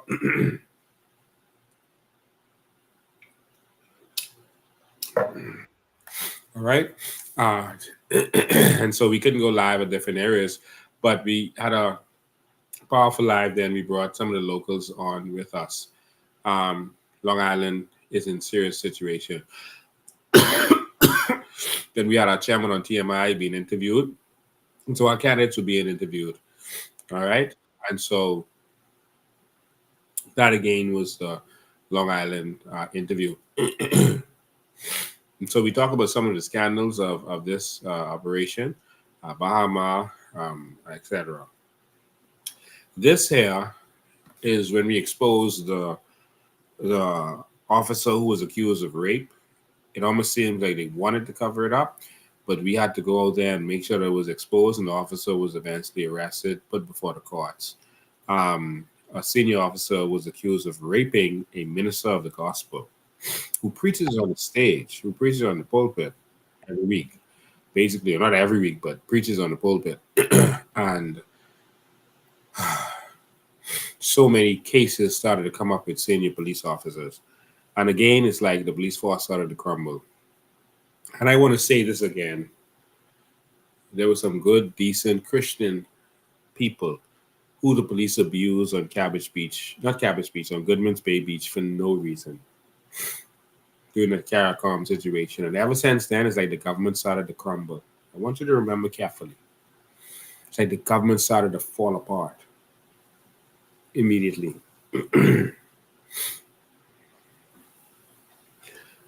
But again, we also exposed the ambulances during the same live. Those little stick shift ambulances, we confirmed that, and they seem to be used to us, and it was scandalous. And that was the police officer who was arrested. And of course, they wouldn't say his name, but we exposed it. All right. And so that was a live reference to that. So we've been fighting, we've been working. There's other stuff that's not on here. That's another one of our candidates, William Knowles, was interviewed. And so our candidates were being interviewed. We are out there, we are working. We're not complacent. We're getting it done. All right. That's my birthday. That's when I spent my birthday speaking. There were a lot of kids there, but it wasn't a kids event. It was actually a seminar. There were adults there also, but I was focusing on the kids because I just thought it was so good that they had kids there. And so it was a powerful speech. You can go back and watch it. I had to change my speech on the fly because so many kids were there, because I had to give a speech that they could understand. I didn't want to speak over them. All right. All right. And so we're almost there. We're in October now. You see how much work we do on a daily basis? And so I'll skip over that. This is where we put up the signs. and then they broke them down. All right, that was in, when was that? November 3rd. All right.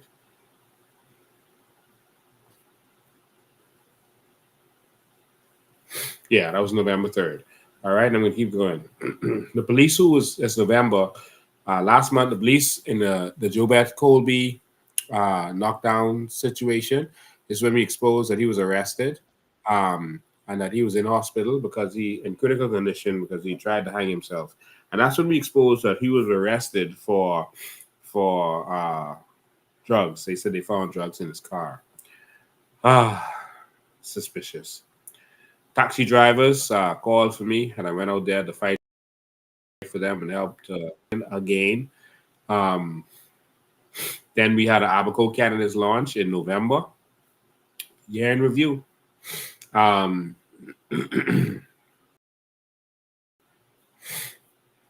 was more. The dialysis unit again by our deputy leader. We went back to Abaco and talked about and showed the trailer park and sending in evict people. We showed the roof collapse at the hurricane shelter, and we showed the shanty town where they broke down Bahamian's home and left the Haitians right next to him, who have a home and a store onto it. And this is where the Haitians told us that the government is actually helping them and paying for them to get housing. But if they can't find housing for you, they won't break down your place, down the Bahamians' place, even though they didn't find housing for them. That's crazy. Ratification, we released 2 candidates in Abaco. We have some more that's already ratified that we're gonna release to the public. And here's where we had to fight Miles LaRoda because of the situation going on with his children, where their grandmother was from work because she took pictures of her grandchild who was in hospital. Her grandchild was in hospital, and she took a picture of him. She wasn't on duty. She was, of course, it's seriously true. And so now Ramona Farquharson is their lawyer who was applying, so that took it out of our hands. We'd have gone there and taken those children for these people with the mother, but we're just waiting for something to happen because they have a lawyer dealing with it now. So Maria represents the children, but the Ramona Farquharson, and so they've applied, but the road is blocking it, and it's ridiculous. All right. All right, and so they blocked the grandmother from seeing the child. So there was a lot about this Miles LaRoda thing that was going on.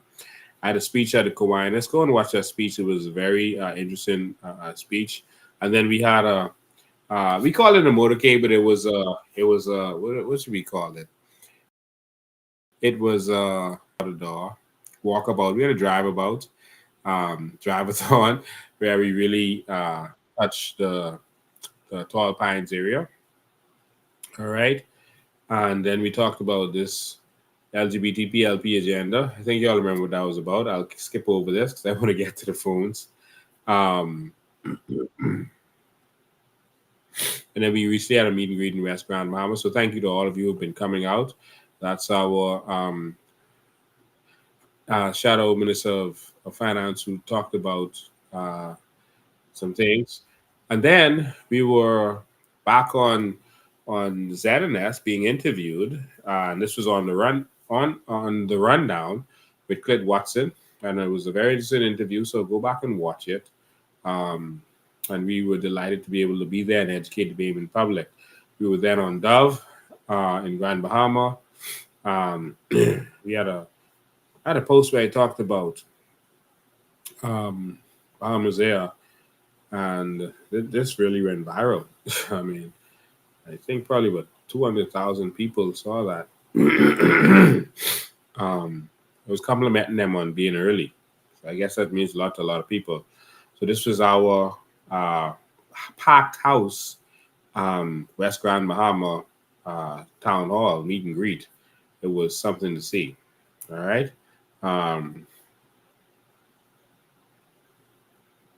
we started talking about crime and time to kill the killers and all that kind of stuff. And everyone was talking with all these murders, with a little girl who was murdered and the grandmother who was murdered and raped, about capital punishment again. And then the government arrested someone who has mental illness for it. And we don't really know if that's the person who really did it. And a lot of people who suspect that wasn't the person who really did it. And so that's a real question for a lot of people. So we were also back on Beyond the Headlines for the first time, and Francesca Short brought me on Beyond the Headlines. And had not been there for a while. I'd been banned off of Beyond the Headlines for some reason. And now they invited me back. And so we had an interesting interview. We also went back to Rawson Square for protests on November 27th to talk about what was going on. We went in, well, that was not really a protest, that was a press conference. And we went inside, and that's when we had to deal with Michael Pintard and shake him up because of what was going on.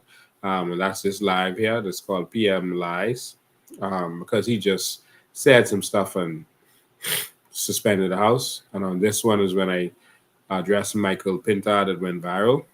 And the next week, Pintard tried to put on a show to get everyone to feel that he was doing something, but he's not really doing what he's supposed to do.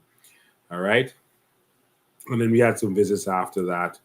And we showed documentation about our concern with Michael Pintard with previous drug use. We don't know if he still has a drug. We still call on him to be tested immediately, so that we can know because we're paying him as the leader of the opposition, and we need to know what's going on with that, so that we know that our country is in safe hands.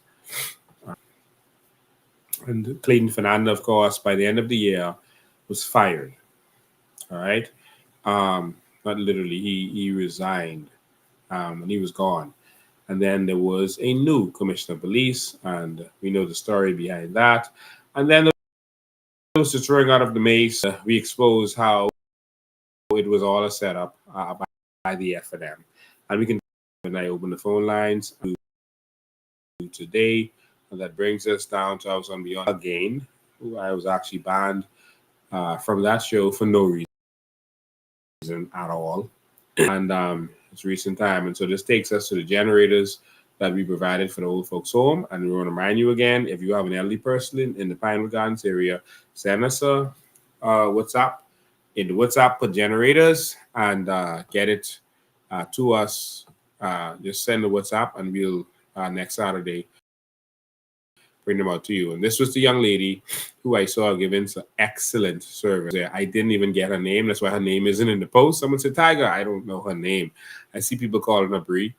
And so thank you, Bree. You did a good job. And that is the year in review. Thank you. I know I took forever, but imagine how much work we do. Imagine that. That took me almost 2 hours to do. Imagine for every one of those things, we have to do research. And we have to do a lot of work, investigation, and a lot of stuff goes into every one of those things that you've seen. And so we have been working hard. I don't want you all to take this for granted. And again, not even 1% of what we do is on there. Goes public, goes to social media. Not even 1% of 1%. I'm going to open the phone lines now so you can chime in on any of these things that you saw or anything that you want to talk about. The number is 803-5995, 803-5995. I'm putting the number on the screen. I've been talking for 2 hours straight. And so, catch myself. All right. So 803-5995. You can regular call. Oops, regular call is dead. I'm so sorry. Didn't realized the phone was dead. I was traveling all day. WhatsApp call until I tell you the regular call is back up. You can WhatsApp call. What do we got? Okay, we got hundreds of people on here right now. A lot of you on YouTube. YouTube is looking good today. I think a lot of people like to. 0359. Okay, a lot of people like to watch this on their, and that's why they go to YouTube. Most people watch it from Bahamian Evolution YouTube page, and so that's where they are.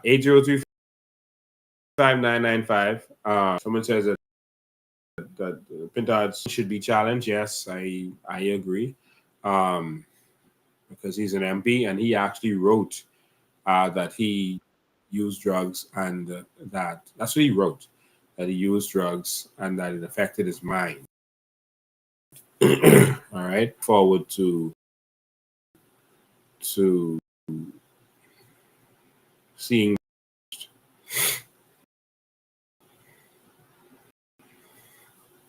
definitely for the next election if he tries to run, that should be challenged. All right, 803-5995.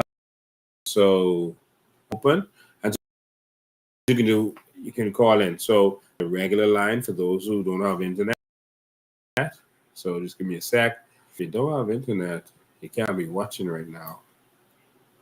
But who prefer to call from their regular line? Okay, that's coming back up. So that was the year. We've had a very busy year. That was just this year. We had last year and the year before. We are constantly working for the Bahamian people. And a lot of people take it for granted, the amount of work that we put in. But we put in a lot of work, right? So this is Mr. Bain. They are watching, my brother. Yeah, we don't have a problem. Oh, that was a text from a long time. We're getting back to the bottom now. All right. So 803-5995. You can regular call or you can WhatsApp call. But that's the year in review. Now we're heading into 2025. For a lot of you who are just tuning in, I'm going to play this video for you again. It'll be played in the beginning. A lot of you weren't on here, especially on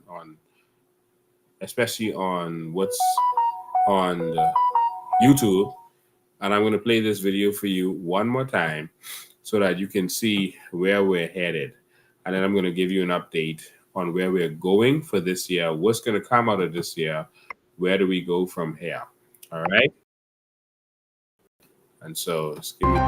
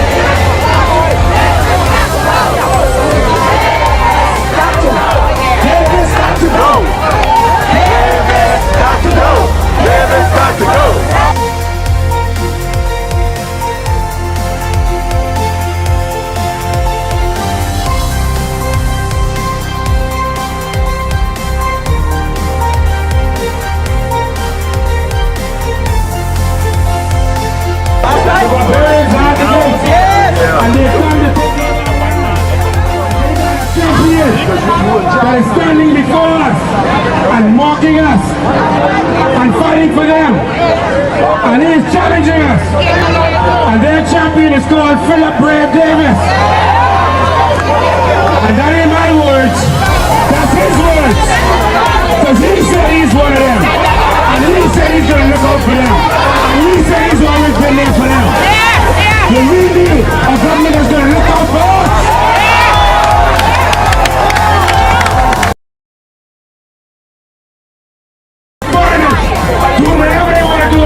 taking all our land, all our resources, and the way they're going to get with the taxpayers. And I try to say to the lines with us.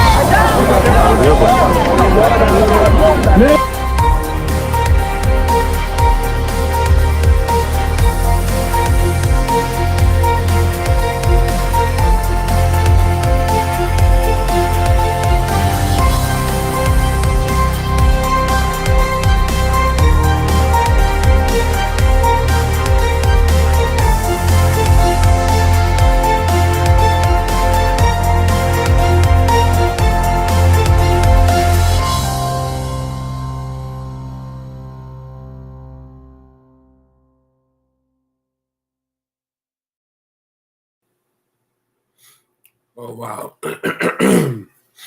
Wow. Thank you so much for putting that together. We appreciate it. Ladies and gentlemen, another year is down. We're almost there. But it's just going to be real. There are some people who are alive today who will not make it to the end of the year. But for even those people, we are preparing for a new Bahamas. Our country is out of control, and there are most likely going to be some more murders before the end of the year. So that means that someone who's alive today is going to be killed because the country is out of order. What we want is a country that works, and that's all we want, man. Same about politics, it's same about who is better than who, and who is good and who ain't good. And this is not about whether it's the right or the left is better, or the PLP or the FNM or the COI. This is about we just want a country that works, man. How is that too much to ask? Jesus, how is that too much to ask? How? We just want a country that works. Nothing in this country works. Nothing. Shanique will ask me in the show, you know, if Bahamians are ready for the COI, if they're going to trust the COI. How could they trust the PLP and FNM when all they've done is fail for all these years? That's a simple question that people have asked. I also saw someone put out a voice note today. I get tickled by some of these stuff sometimes. Actually, what if Lincoln ever been a success and he's not been a success in anything? I mean, that's clearly a lie. But that person is a paid troll of the PLP. A paid troll of the PLP who gets contracts from PLP. And so my question is, what has this PLP administration been a success in? Nothing. But taxing the Bahamian people, nothing. But putting more sufferation on the Bahamian people, nothing. Crime is worse. Education is worse. Our healthcare is bad. Our electricity is bad. They're just fronting, and they're still going on year 4. Going on to year 4. Telling us what they're going to do. When they should be wrapping up. They still talking about we are going to do this and we are going to do that. And can I show you what they've done? Oh, we've increased minimum wage. Increasing minimum wage was a trick to get more money into NIB, to be able to funnel it out, to siphon it out to their companies. Because that's why NIB is broke. There's nothing to do with any payments they have to make to beneficiaries. It's because they siphon it out. All right? And so what do they say they've accomplished? Nothing. Nothing. What have they accomplished?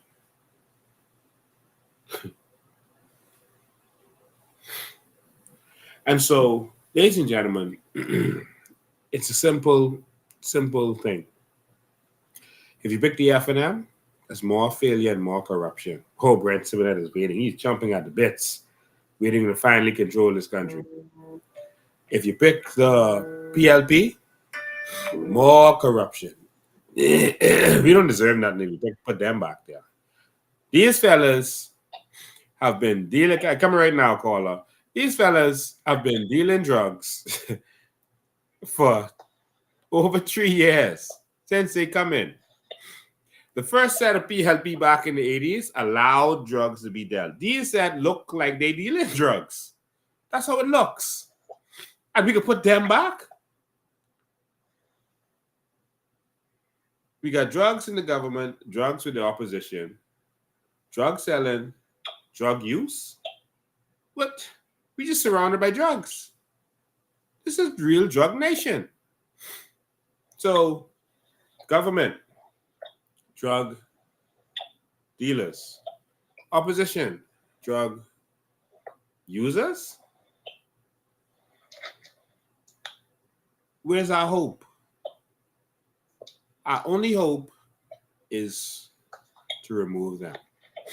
The governing party represented and represents drug dealers. The leader of the governing party represents drug dealers. Now, drug dealers are building the low-cost home in this country. The American government is watching that. There's some people who could be angry with me for saying this. Drug dealers are building low-cost homes in Abaco. Drug dealer is building, convicted, is building low-cost homes in other islands. Drug money being used to build homes. Do you know what that does? That means the government is laundering money for the drug dealers. Don't you think America has a problem with that? Don't you think civil nations have a problem with that? Shouldn't you have a problem with that? You are now cleaning up their money. That's what's happening. And then we have the question of a leader of the opposition, and we need to know if he still uses drugs or not. And he's not answering that. And I'm not saying that to attack him, This is our country. Let me take this call and I'll finish. Caller, you live. Go ahead. Good afternoon, Mr. Bain. Good afternoon, Mr. President. Good afternoon, Bahamas. Good afternoon. I just want to say I am so grateful and privileged to be in the Bahamas and as an organic Bahamian, and had the opportunity to work alongside you in whichever capacity that I could have rendered my assistance. And I want to say to the Bahamian people and the Bahamian people who have woken up, we all have a job to do. This is not just one person or a few persons' fight. This is all of our fight. And all of us have an opportunity to participate. All of us have an opportunity to stand up and be counted. And when history books are written and it's told that you would be mentioned, that some you are not mentioned, but you knew that you were there. We all have a job to do. This is our home. This is our country. This is our Bahamas. And our children and the generations to come is depending on you. We know that today that there's no love in Parliament for the Bahamian people. We know that. We all know that. We have done the PLP and F&M. We have done them. Those two corporations, which are partners, they are not on our run. They're raping and robbing us. And we're not benefiting. We're not benefiting at all. It's painful when we have so many men and women today who would still say, oh, I can with PLP, I can F&M, I'll die PLP, I'll die F&M. For what? For what? They're still taxing us to death without mercy. Our seniors are hurting in this country. Senior citizens are paying VAT tax for their adult diapers. Seniors who have built this country. Women are paying VAT tax for their feminine products. And these women in Parliament today is not standing up for the senior citizens and women and children in this country. Bahamas, I love you. That's why I tell you. And I thank Lincoln Bain and the COI. Mr. President, I thank you, man. I thank you and all those persons standing alongside you, Dr. McGarvin, Charlotte Green, and Maria Daxon, and all of you for standing up and fighting for us. Thank you, my brother. Thank you. And so the war has just begun, and we are going to continue fighting this war. And so we're taking a little break at the end of the year. But when we come back in the new year, I'm sorry, the regular line was off. It's just on now, so you can call that 803-5995. When we come back in this new year, we are coming back with a new vision for the Bahamian people. We are coming back with vision because this country has not been working. And it's not been working because of corruption. And as simple as that. Do we move forward or do we go backwards another 50 years? I'm tired of going backwards. It's time to move forward. I'm tired of it. The question is, are you tired of it? Or do you want to keep accepting what you've been getting? All right?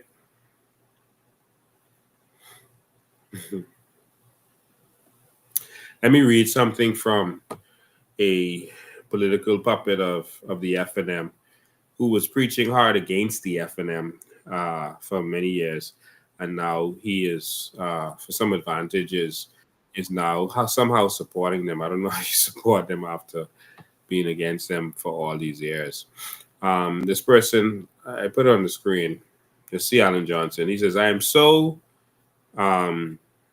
blankety happy because of it wasn't for Lincoln Maine and the cult of ignorance, I would not known I was married, because it was them that discovered and revealed to us my marital status. Just rest and be assured, Bahamians, nothing happens in the Bahamas without the permissive will of Lincoln Bain and the Church of Idiots. We can dispatch with all other leaders speaking to be elected. This is a very unintelligent post. Doesn't even seems like English.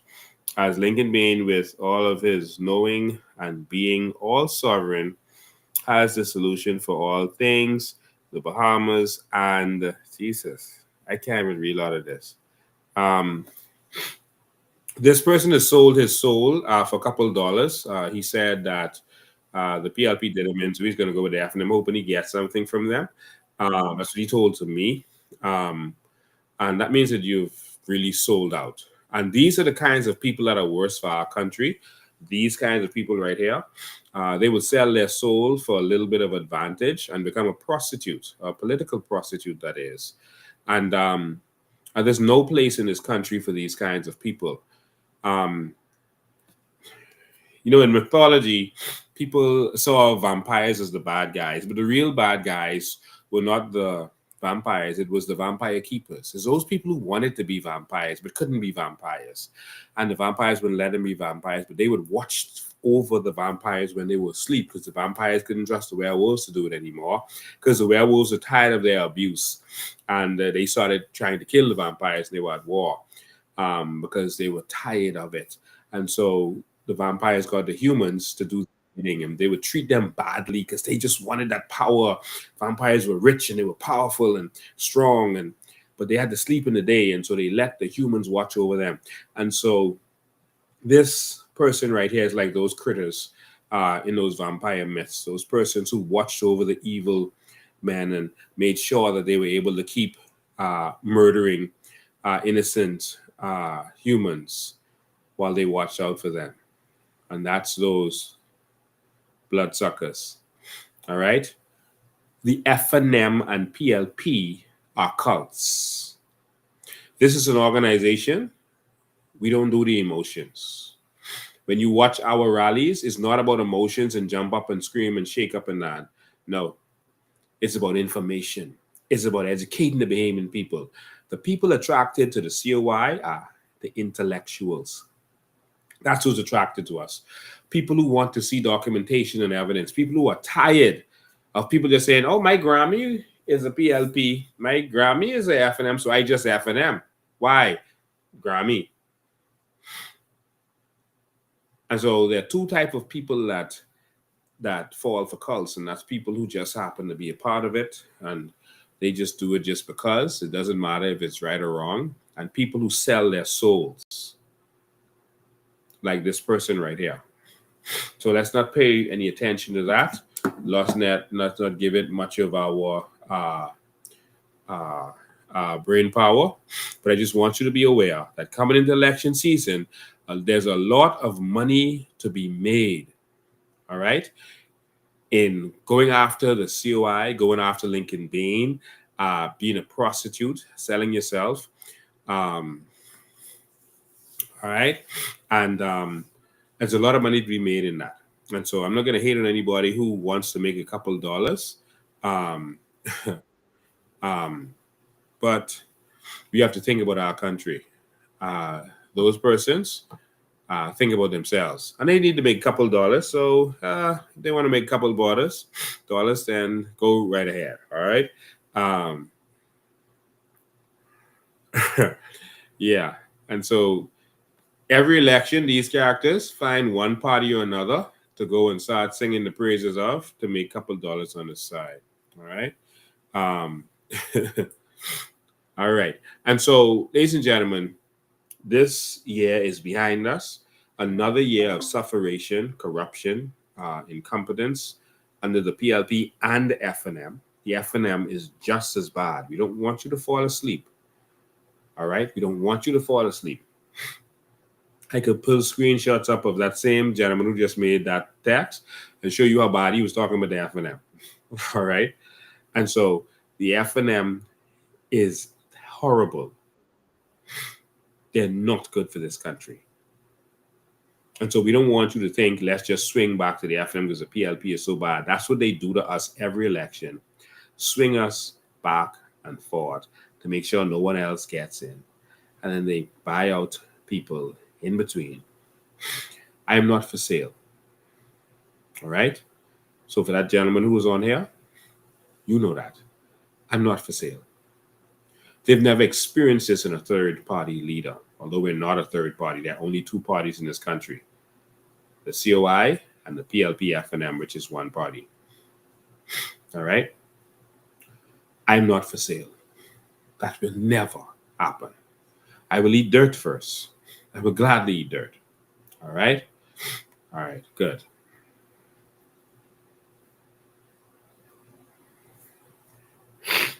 All right. And so, oh, wow, that person is still on here commenting. Jesus.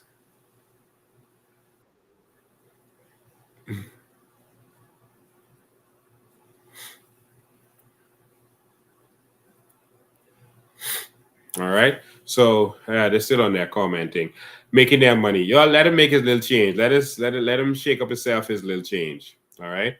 But we don't have time for that. All right. I won't even spend any time. And I don't block people, so he can do his thing. But we need change in this country, and we know that. We know that. We need change, but we are not for sale. All right. So I want to thank you for spending your Sundays with me. We'll be back early in January. We're going to take, how much Sundays do I get off? Oh my God, I won't know what to do with myself on Sunday. I might just have, that's 1, 2, probably 3 Sundays off. Y'all get handle that? I may come back on the 5th. I don't know. Either the 5th or the 12th. One of them. Either the 5th or the 12th. I'll announce it ahead of time. But the 22nd, I'll be off. The 29th, I'll be off. And we'll see what happens in January. January 5th is the first Sunday. And the 12th is the second Sunday. So we'll see what happens.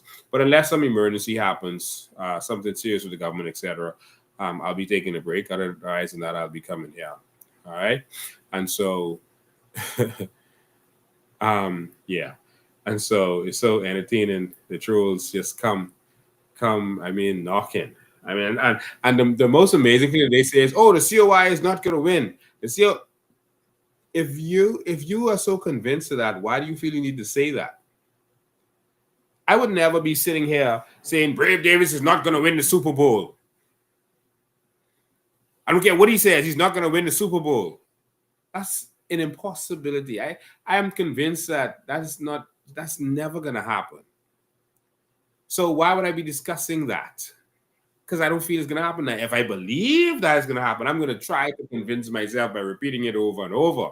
And so they are saying that because they believe it could happen, and they're hoping that them saying it will stop it from happening. You see? And so that's why they need to keep saying it over and over and over and over. And so, C. Allen, I would advise you to go over to the FNM place before I start. You don't want me to unleash the scrolls. All right? Go that way. I understand what the politicians are doing. They're raping and robbing and making their money and getting power. It's the little minions and political prostitutes that annoy me. Why would you sell out your country? See, Allen, go that way before I open the scrolls. I think you know my ability. Don't let me open the scrolls and start revealing what is what. But it is people like y'all grimy, blood-sucking leeches that would sell yourselves for a couple dollars on a contract. I was offered major money by the PLP last year and a position. I told them the reason you're offering this to me is because I'm a threat. Because y'all believe that I could win, or y'all wouldn't be offering me this. Therefore, I think we're just going to win it, and you keep yours. And we're going to give to the Bahamian people what belongs to them. Let me take this call. Somebody says, Lincoln, don't worry about him. We dealing with him. That's fine. Yeah, but it's just that these blood-sucking prostitutes is what's wrong with this country. When I call, I'm going to get you 1 sec. Just hold the line. When I see, you see, their political system is that they offer contracts and make promises to certain people. Then they use those people to go out and recruit and to convince you to come vote for them because they're getting something. And that's what they do. And that's how they ruin this country. Those blood-sucking leeches who want contracts. And then the contracts is never enough for them. And they see they still starving, fighting over a $1,500 or $2,000 contract to clean schools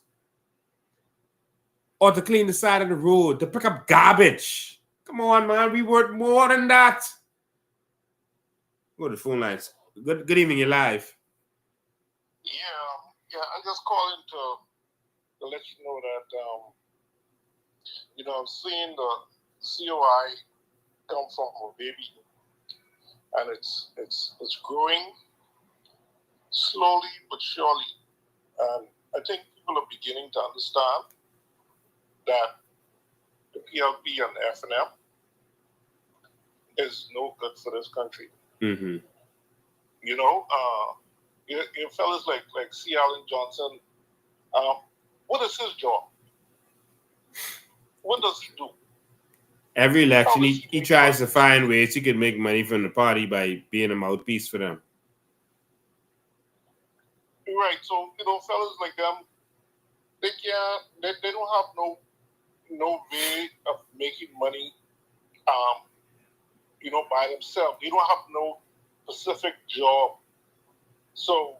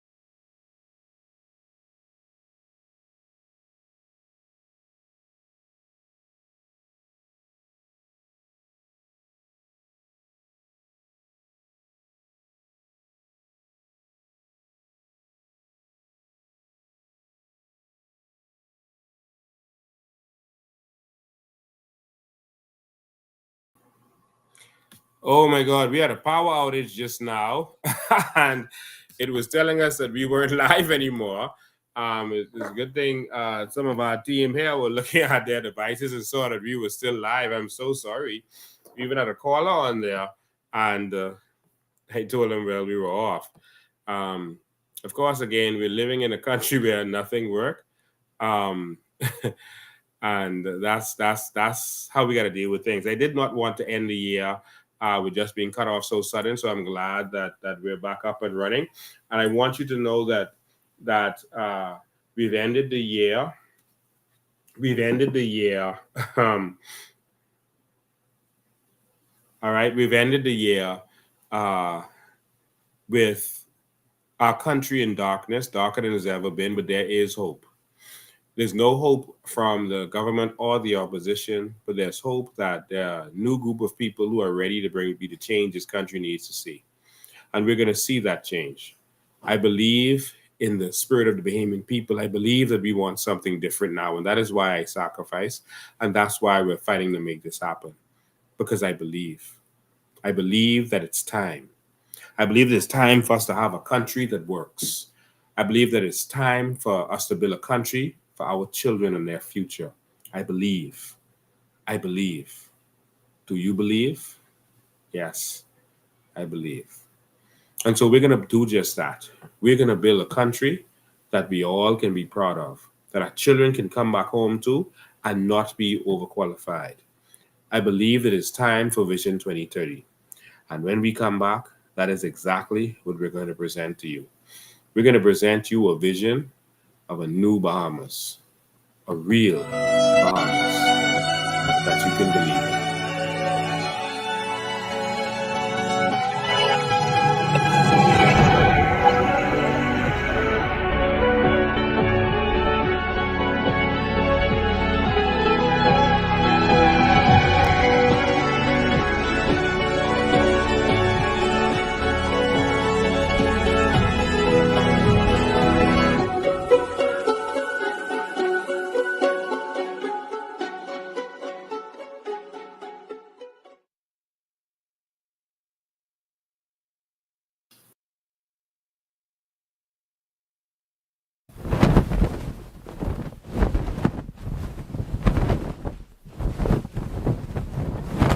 And so, ladies and gentlemen, a new Bahamas is coming, and that's what we're going to present to you at the beginning of the new year.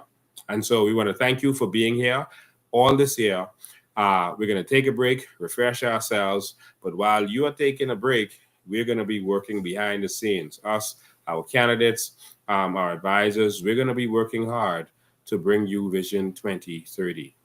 Because this election should not be about who is scandalous, who is crooked, who is not crooked, who is good, who is bad. It should not be about throwing raw stones at each other. The American government, well, the American elections made you see that didn't work. They did that with Trump, and it didn't work because people can see through it. People know that it's time for change, and they want to see who's going to bring that change. There's no hope in change coming from the PLP. The PLP, I think, just ended themselves. There's no hope in the FNM, even though they're going to bring new candidates and they're going to try to sell them as a new young crew and say and go with a new generation. I don't think people are going to trust that, and the people know that it's not the candidates. The candidates have no say. It's the system. It's the fact that they're working for a party where they have to do what they're told and funnel the money down to who they want to funnel it to, the finances. They know that it's going to be about funneling money to Brent and the Hollow West Coast and all of the rest of them. And then we're going to be crying and complaining as they give us income tax so that the oligarchs don't have to pay taxes. Think about that. Because only the poor pay income tax, the rich don't. And so we want to build a new Bahamas. And we're going to show you the vision for just that. A vision for a new Bahamas. This is going to be presented to you by our shadow ministers. These new candidates. This new people that you've not seen. This new crew that is different than anything you've ever seen before, with a vision to take us there. I want to thank you for supporting me in this fight as we fight for our new Bahamas. This year is going to be intense. more people, prostitutes like political prostitutes like C. Allen and others are going to be sent with vicious attacks. But it's not going to work. Stay focused on the vision of the new Bahamas. That's what we're about. And that's the only thing that we're going to accept. My Lord, we are inching closer and closer to getting rid of the PLP and the FNM and having a country that works. Thank you, Lord. I want to end this year with a prayer.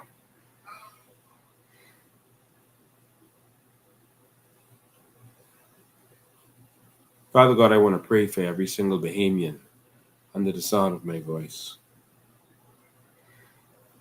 I want to pray that your comforter gives them comfort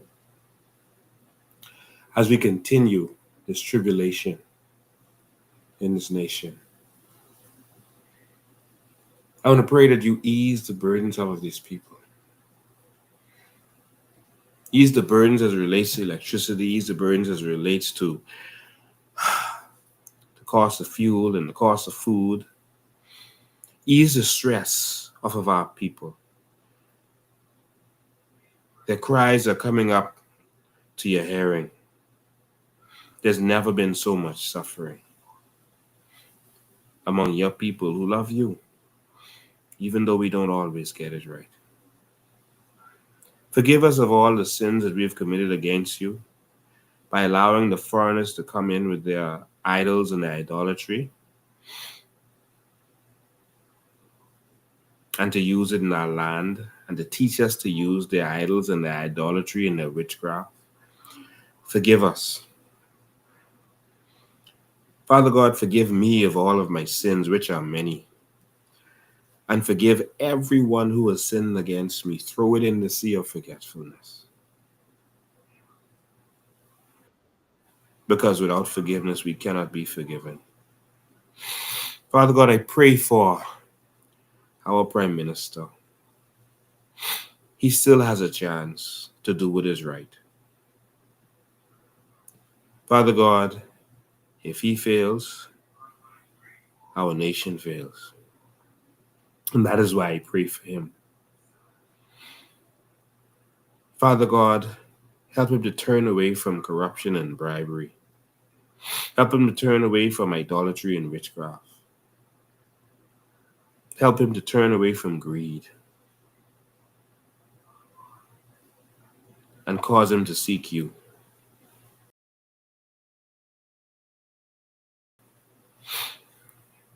What is right. Forgive them for their sins, for they know not what they do. They know not that they were making your people suffer. They could not know. And even if they knew, forgive them. And give them a chance to do what is right. Father God, I pray for the opposition today. That they would have the courage to stand up and do their job and protect your people and their interests and their will. And most importantly, your will. Father God, I pray for all of the families that have lost loved ones to murder. The families who have lost loved ones to illness because we do not have a proper healthcare system. Father God, I pray for this entire nation that we will get it right. That you can remove anything in this nation that doesn't look like you. If our leaders refuse to get it right, remove them. And replace them with people who are willing to put you first and to put you first.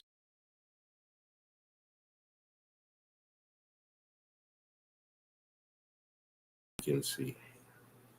For those week. Father God, heal our nation and heal our land.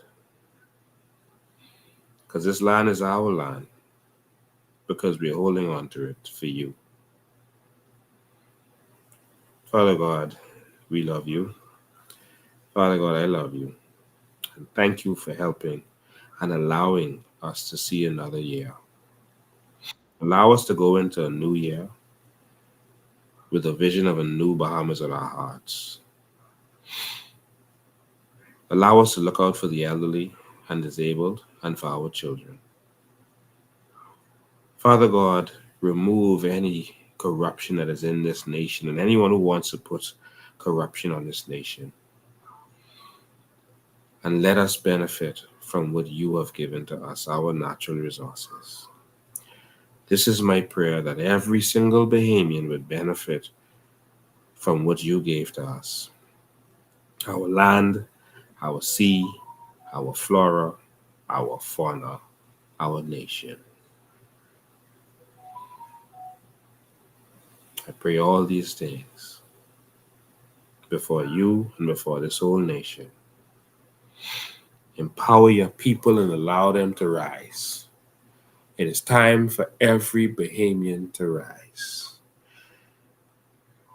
As we show the world not who we are, but who you are. Let the world see you through us. Bless us so that they can see you. I pray these things in the powerful name of Yeshua. Amen.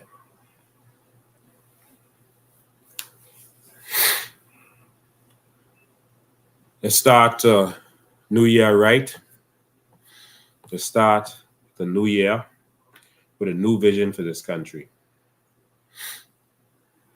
Let's start the new year with a new Bahamas. God bless all of you. I love you. The fight is just beginning.